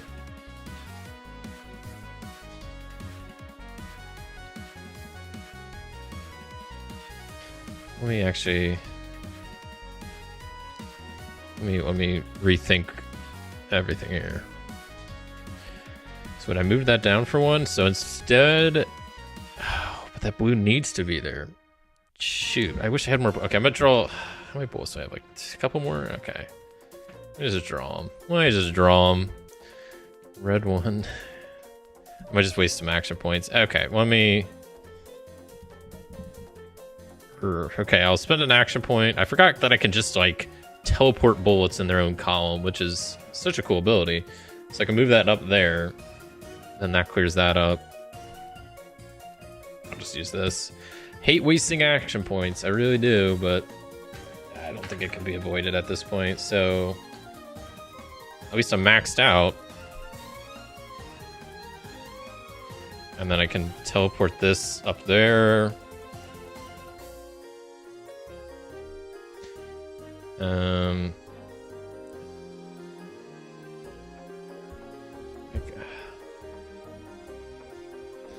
I guess I could spend 2 to move this over and then that up, and then use Call of the Temptress,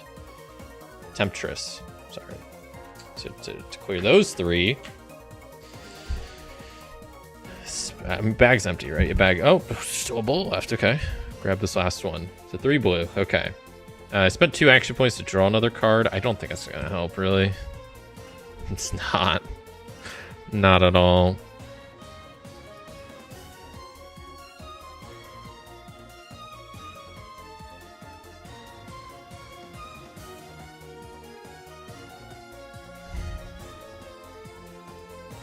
So I guess, I mean, it's not terrible. I can spend an action point to move this up, and then spend an action point to move that up, and then use Guile of the Trickster King to get rid of those 2. I mean, that puts us in not a bad spot, for sure.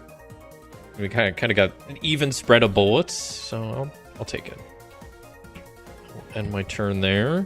Draw back up 2, 4, 6, 8, 9 plus 5, adding 14 bullets. 1, 2, 3, 4, 5, 6, 7, 8, 9, 10, 11, 12, 13, 14.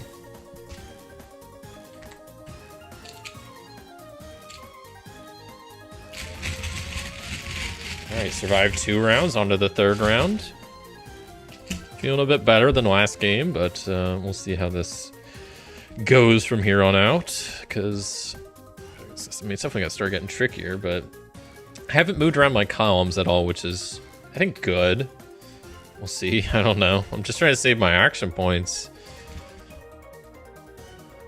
I feel like I'm getting somewhat lucky with my draws, too.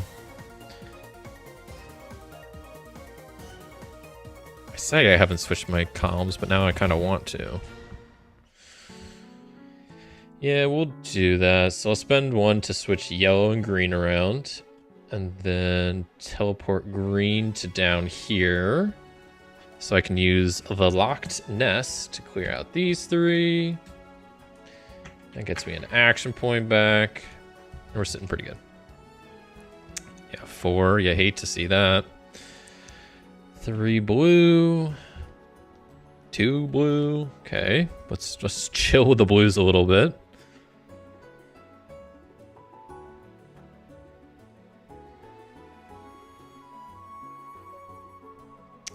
I'm thinking. So, action point to move this up. An action point to move that here, because this is the yellow column now. I keep forgetting that. We can use Zodiac Jack attacks to clear out these 3.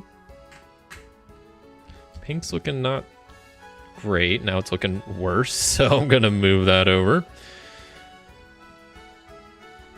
I really don't like this, the little frog that could card. I feel like it's a tough one to really pull off. Well, especially right now I have no green bullets on the field, so it makes it impossible. But even with a green bullet, it's just a weird pattern to set up, I feel like. I'm going to spend 2 action points to try to draw a card. It's a last-ditch effort, but... Yeah, I only have 1 action point to try to pull this off. I mean, I can do something, so I can use that to move that up there. And that sets that up, technically, so I can use Cautionary Tale to at least clear out those 2. It's something. Bag is empty, so that is it for this round.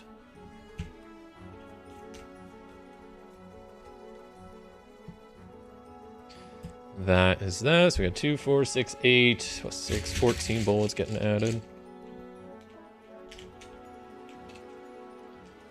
Try not to look at these. 1, 2, 3, 4, 5, 6, 7, 8, 9, 10, 11, 12, 13, 14. Okay, we have survived round 3. On to round 4. Just gotta keep it up. I think can I do anything before I start? I mean, there's stuff I could do, but it's not really gonna help. You know, I have the Guile of the Trickster King set up there and there, but then it wouldn't really clear anything, so it doesn't do me much good. Let me refresh my action points. So I guess I could. I'll spend an action point to move this down there. Use Guile of the Trickster King. At least we'll clear out these 2. I mean, it's something.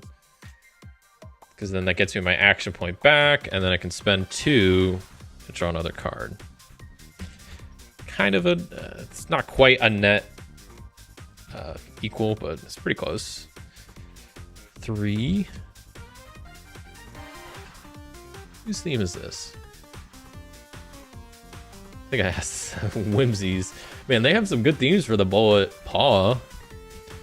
Just random cat themes, but I like them. That's a red 4. We're taking another damage. Okay. Is there much we can do to alleviate that? There is, but I don't want to. We'll just hope that we don't draw more.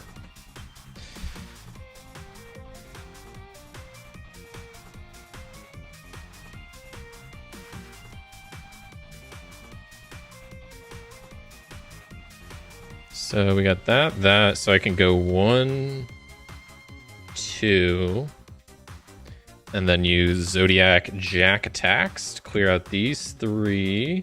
Gets me an action point back. I've already taken 2 damage, it's not good. 3, 2 yellow, 1 blue.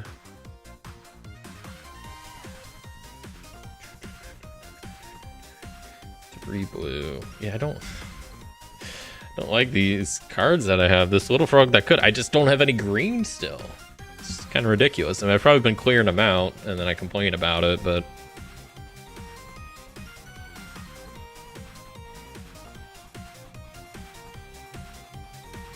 So let's see, I can do something like move that down for 1, swap these around for 1, and then teleport this bullet up there, and then that's set up for moral of the story.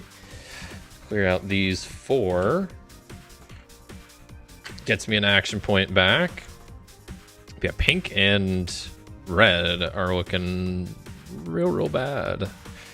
I actually do want to kind of do something with that. I feel like I have to. Okay. A green 3. Okay, we finally got a green, and it's at the bottom. Not helpful at all. Blue, luckily that's the blue column, so we're kind of okay. Green. Okay, that's actually in an okay position. I just need to get it set up. Bag is empty. There's nothing else I can do, so we're gonna just end the round there. 2, 4, 6, 8, 9. We're adding 16 bullets.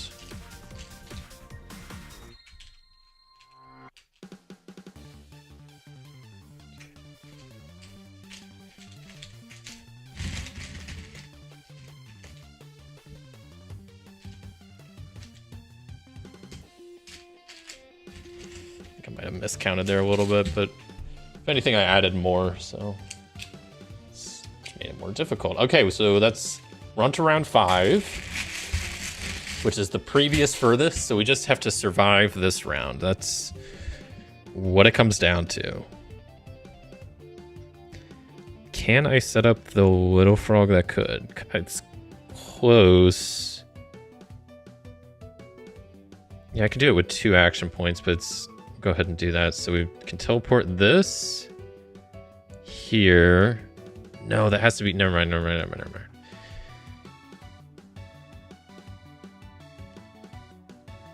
Okay, this is not good. It's not good. It's it's a hard one to get set up.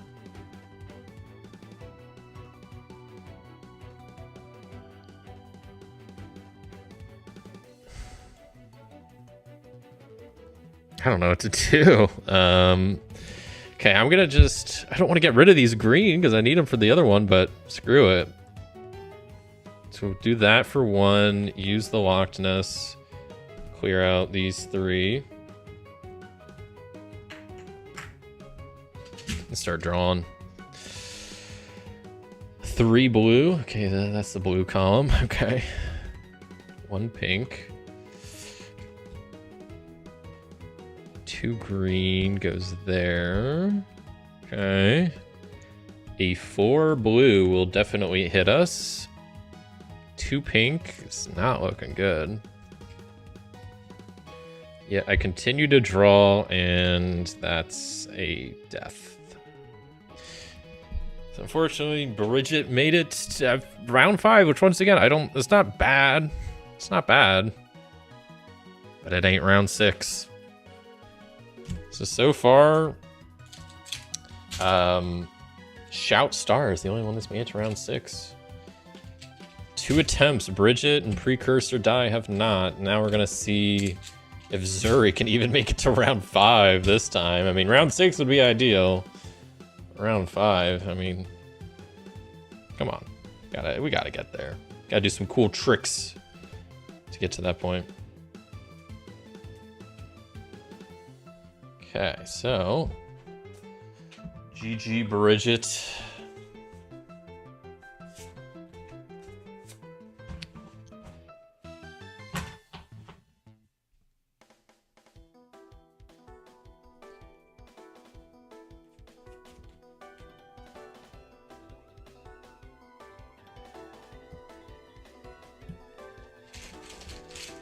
Did I already load this up with 10? How many bullets are in here?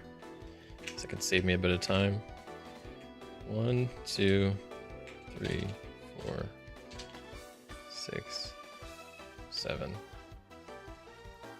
8, 9, 10. Did I already count these out, or did there just happen to be 10 in there?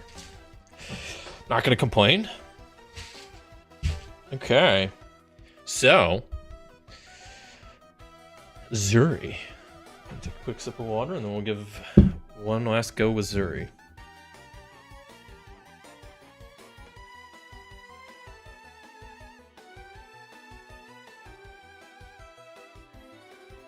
Okay. Let's try on Zuri's theme.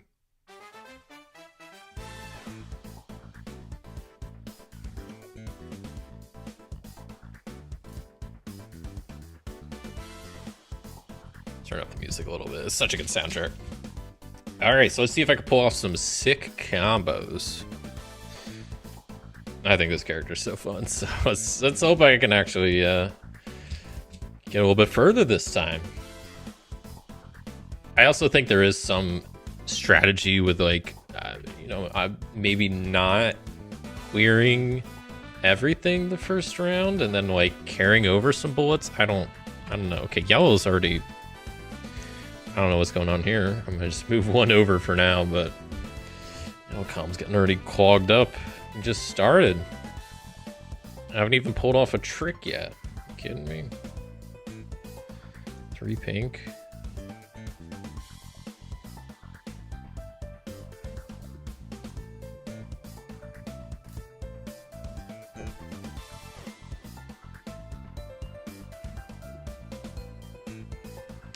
Okay, so we're gonna have to move that down. Let's see, blank plus we gotta move that. Jeez, we're already at 4 action points, but no comply has been pulled off. Next up we have power slide, which we can move that over for 1. Power slide complete. Next up, the triple kickflip. We're not even close. It's gonna take at least 4 action points to get that. So I'm gonna spend an action point to draw 3 patterns.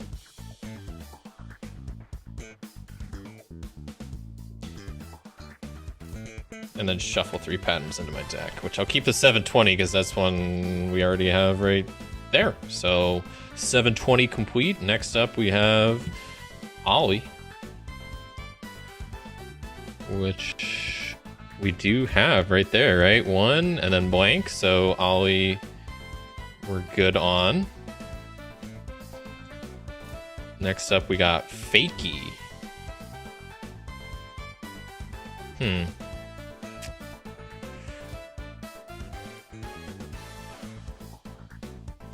we're not even. It would take 2 action points to get it, which we could do. Or we spend an action point to redraw some cards here. Yeah, we're not doing as good as last round. Yeah, I'll spend an action point to draw 3. 1, 2, 3. So, jeez, none of these I can. Or I guess boneless I can pull off, so we can shuffle these back in. I don't think we're definitely not going to get a max combo, but I'm gonna try. Yeah, reach your Fakey. Okay.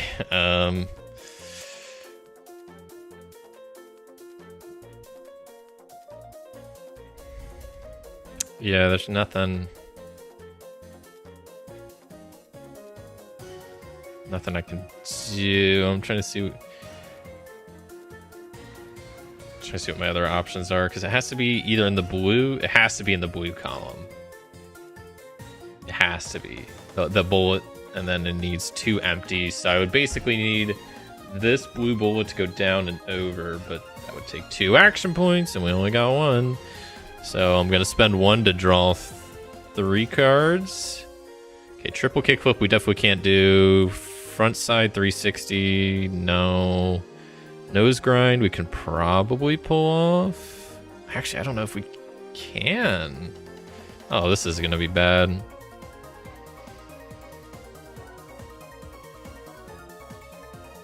We can do the nose grind 360. So we shuffle those, because that's... We move that down for 1. And then we got the X with that. Oh wait, we can't do that though, because we're out of action points. Oh, this is bad. Okay. This is my worst round yet with her. That's all I can do. So we cleared out 2, 4, 5. That's embarrassing. It means we can clear 7 bullets. That was all of them, right? So 1, 2, 3, 4, 5, 6, 7. And then we clear 2 star bullets. That means I get to clear 2 extra. That leaves us with just a single bullet on the board. So all in all, not too bad. Could have been worse, but not a great start. So we got 2, 4, 6, 8, 9 plus 4, so 13 bullets getting added.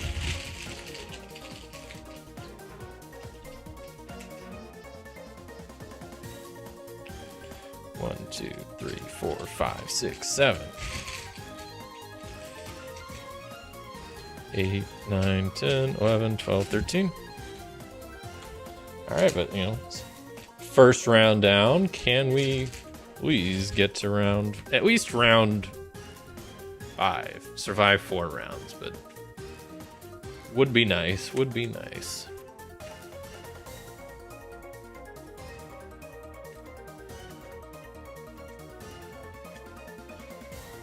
Okay, and our first card is Fakey. Okay. So that has to be a blue bullet, but not like the one we have. Okay. Need it further down. I'd have to spend like 2 action points to get it there, or we just need to draw exactly that. So perfect. We are pulled off our Fakey. And we need to do a triple kickflip. Yeah, it's gonna be easy. Not. We're gonna need, basically, we already kind of did it. We just need a high red bullet. Okay, a 3 is not bad. We just need more, though. We need a higher one. 1, 2, 3. That actually works. We can spend 1 action point to move that down. 1, 2. That's a triple kickflip if I've ever seen one. Next we have our Ollie. I'd just spend an action point to move that over. Well, we'll wait. We'll wait a second. Let's draw a few bullets, because maybe we'll get something good. And then I don't have to waste my action points. Just need a yellow. But the issue is if I draw a high pink, that could mess up everything. What is this? A green 3. Yeah, that's not good. Okay, I need to move this over, and then that's an ollie right there. Power slide. Yikes. Okay. Got a green 1. Bag is empty.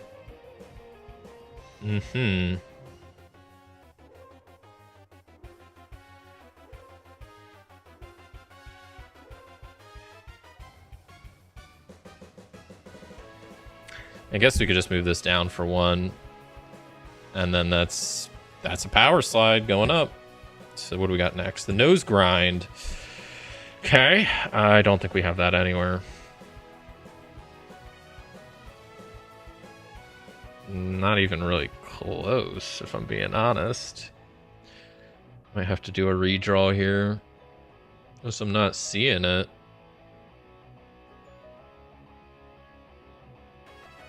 No, I'm gonna have to do a redraw, I think.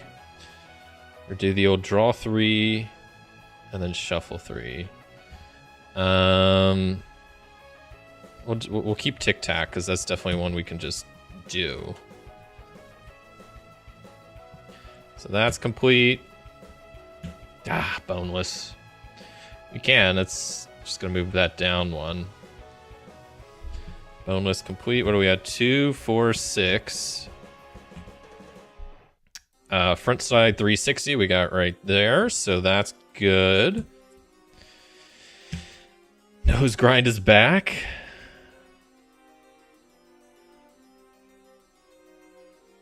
But I actually think I see a move. I haven't used this ability much, but I have the thing where I can spend an action point to put a bullet from my sight into my current.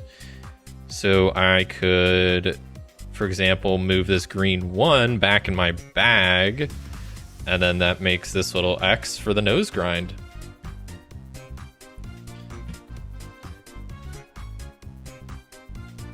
Okay, let me draw this green 1, but it's not going to really help me much, is it?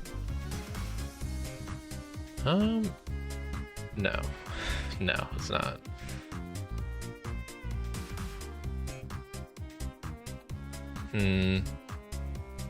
Got 1 action point, 2 cards. I need to do a 720 and something else. I forget what the last one is. So I need like a blank.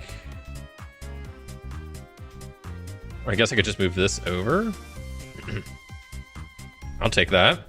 720 complete, and the final card is no comply, which we definitely can't do.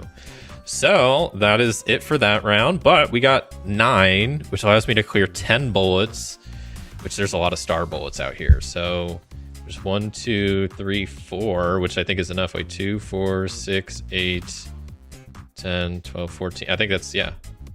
That math checks out that we can clear everything. 1, 2, 3, 4. Yeah, that's a full board clear again. Get these out of the way, and then we'll.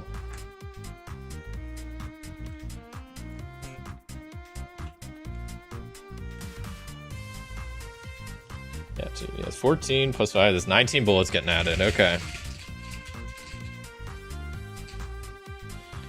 1, 2, 3, 4, 5, 6, 7,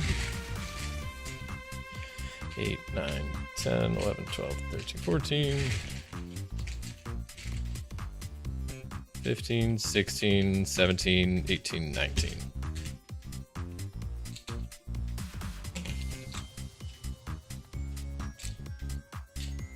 Okay, 2 rounds down, onto the 3rd round. Going into round 3 with an absolutely clear board is, I think, good. Maybe not, and maybe that's why I'm going to lose, but we'll see. We will see. Okay, our first thing we got to do is an ollie. So we need just 1 yellow bullet somewhere. We start off with a green. Okay, that's not quite what I wanted. Blue 1. Okay, yellow 3. There it is. That's an ollie. Boneless. I'm sure we can get that somehow. We just need a yellow 1 or a pink 1, and then we move it over. Okay. Or a yellow 2. That's a yellow 4. That's not what I said. A yellow 2. That's not a yellow 2. How about a yellow 1? That's a yellow 4. What are we doing here? I'm gonna move the yellows over because I'm getting a little scared. Green 2. Okay. I have to start moving stuff around if things don't cooperate, but that works, right? That's boneless right there. Front side 360. We pull off right in the middle.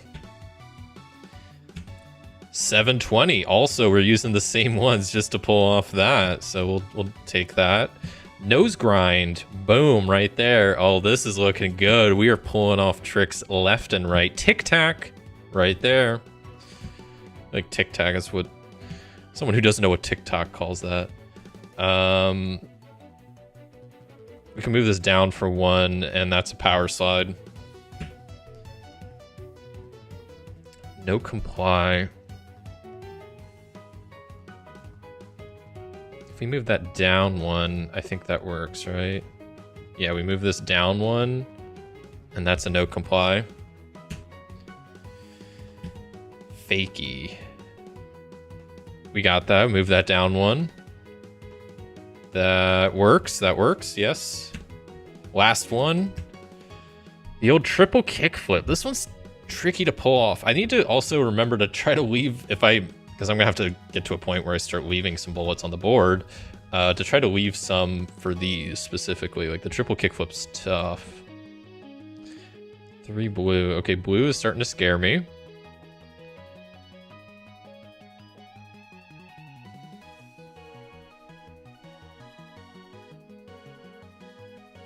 Okay, but I see a move. So this is a pro gamer move. You already watched this. We move this over 1 for 1.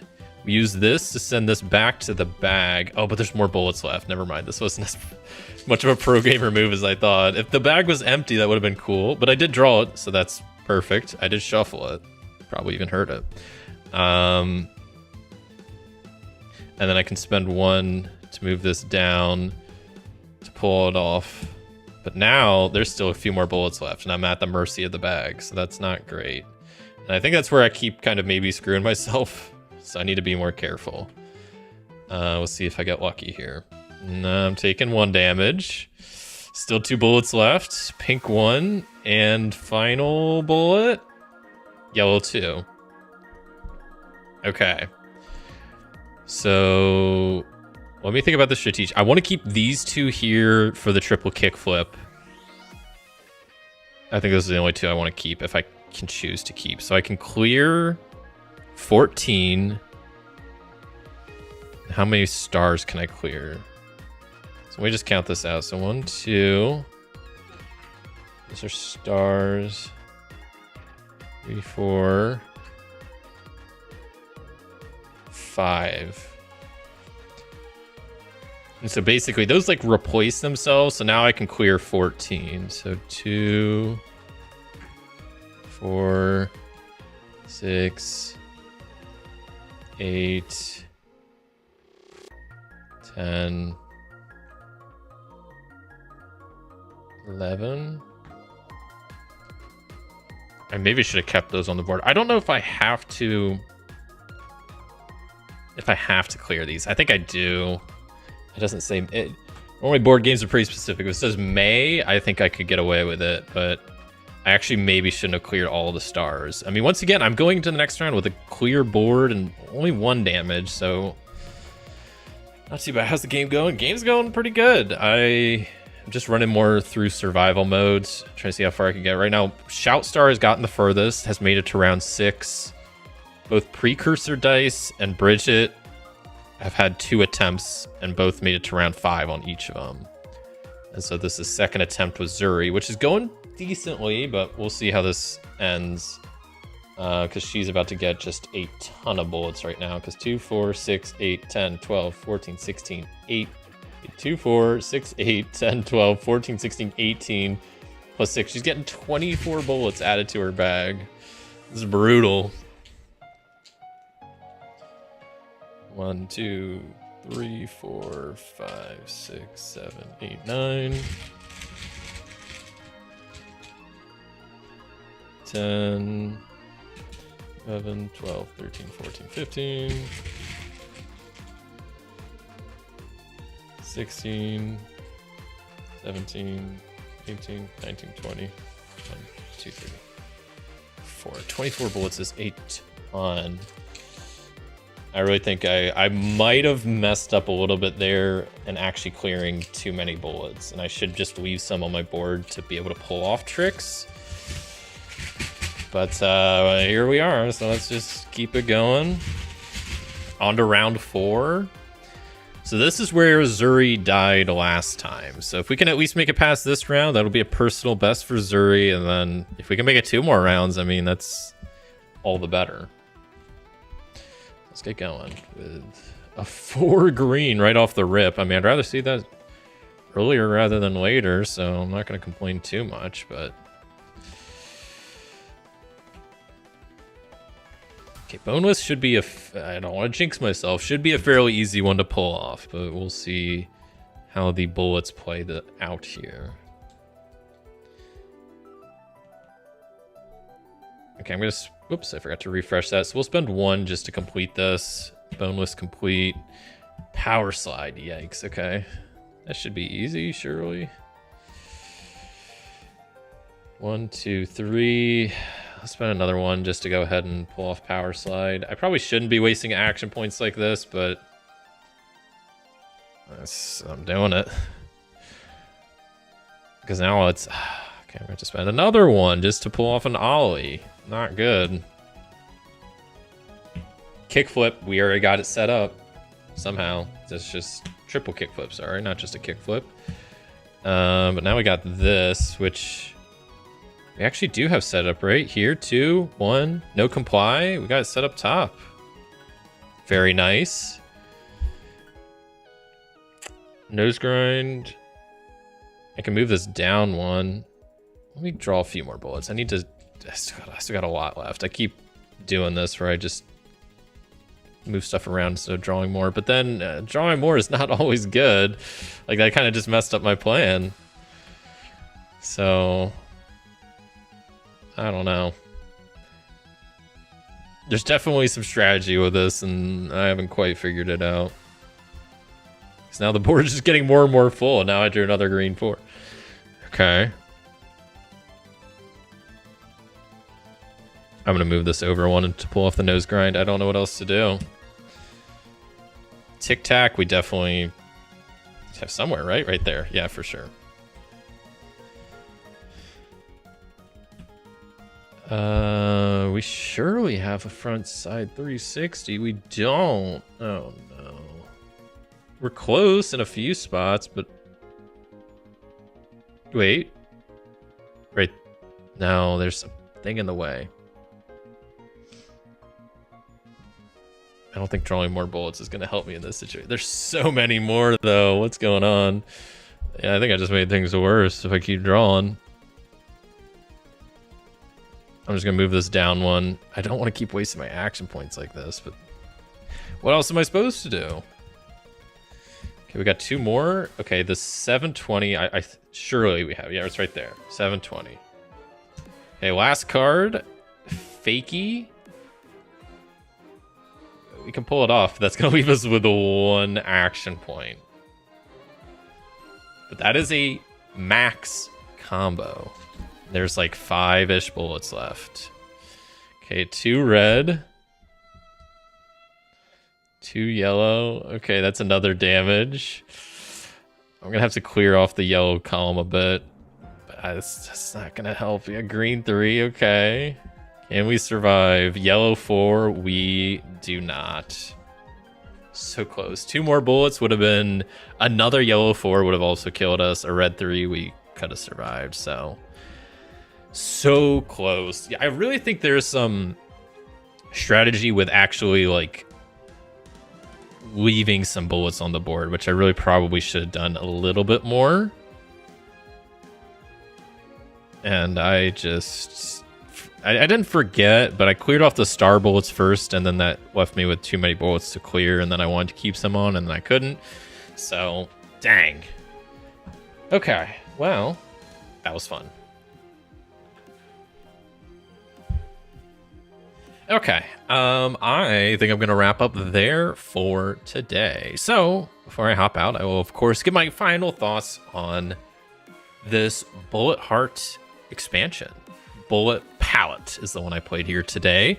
I think it's phenomenal. I mean, really, this game is so good. I mean, Bullet Heart, I still think is probably my #1 game in my collection still.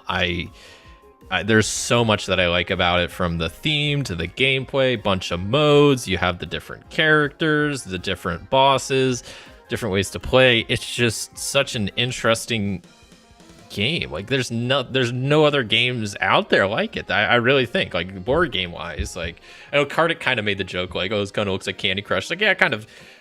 There's some video games that might be kind of close, but like board game wise, there's really not much like it. I don't think. I think it's super unique. Such a cool theme. I really still think Bullet Heart is my favorite game, and probably will be for a while, unless something else really crazy comes along. And I think Bullet Palette just did great of just adding more.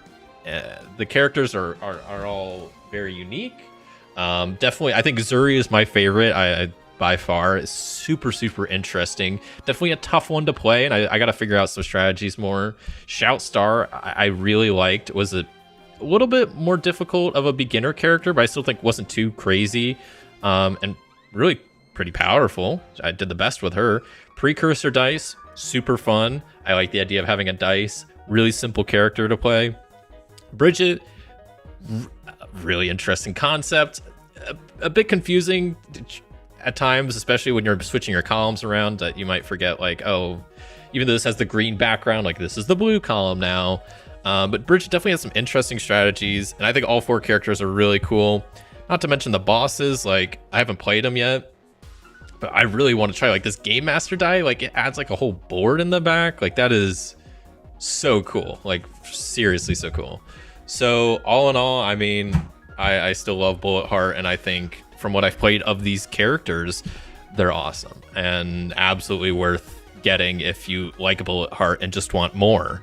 Then this is absolutely it. I still want to try the bosses at some point, and I still have this other mini expansion of the Bullet Paws with the 4 different cat characters, which adds, of course, 4 new characters to play and 4 new bosses to play against. So maybe I'll do another stream or video sometime kind of covering them.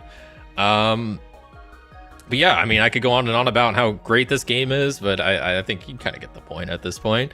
Once again, shout out to Level 99 Games for making such an awesome game and also an awesome soundtrack, which we're currently listening to, that I think it fits the game great. Each character has their own theme, and yeah, I think it's just a great soundtrack. So that is kind of my final thoughts on this game and this expansion. So that's, yeah. Let me have to my just chatting screen. I feel like I haven't used this in a while. Jeez, huge. Before I hop out of here, I'll real quickly talk about what's coming up on the channel this week. Let me switch off the music. Let me go back to here. Here we go. Okay. Real quick, talk about what's coming up on the channel this week. So, well, first off, I kind of mentioned this at the beginning, but my video last week, Slay the Princess, definitely go check it out. I thought that game was so cool, and I plan on, like I said, probably 2 weeks from now, returning to that. So if you want to, kind of get an idea of what's happening when I start, when I continue my playthrough next 2 weeks from now, make sure to check that out, because I thought that game was so cool, and I genuinely had a blast playing it. But this week, coming up on the channel, my video on Wednesday, if you're a tier 2 member, or on Thursday, for the rest of y'all, will be me playing Sky Team, but this time I won't be playing it solo. I will be playing it with a guest. So first guest appearance on the channel, and definitely not the last. I kind of hinted at this earlier, but I'll talk about more next week. But I'm gonna be continuing my Fallout series with somebody here in the near future in like 2 weeks. So I'm gonna try getting some more faces and people on the channel, starting with the video this week. So yeah, I'll be playing a bit of Sky Team with someone later this week, and then next Sunday I will be returning to EST, Intergalactic Space Trader, made by Toby Lancaster, who made 2D6 Dungeon, Alien Sanctuary, and a bunch of other games. And I will be returning to that game, playing through that and using my little site that I made, which will hopefully be fully done, or mostly fully done by then, which at this point it's pretty close, but it's been taking me so long because design stuff takes a while, and I kind of went a little crazy with the design overhaul, so it's been taking some time. But I think it's gonna look really cool and be a lot of fun to use. And yeah, my plan is by next week to kind of have it in a state where after next week I'll do a bit of testing and then kind of have it be done, because I just kind of, like, as much as I've been enjoying working on this site, I kind of just want to be done with it and move on to other projects. So yeah, that'll be the plan next week, is to play some IST with the fancy iStow site, and hopefully it works good and looks good. So that's that, and that's what's coming up on the channel this week, and little teasers for, I guess, yeah, kind of the next week, as the week after as well, because yeah, like I said, Slay the Princess will be 2 weeks from now, and a Fallout collab coming up in the near future. So that's that, and that's kind of all I got here for y'all today. So thank you so much for watching. If you enjoyed this stream, a like would be greatly appreciated, and until next time, I'll see ya. Have a good week, everybody.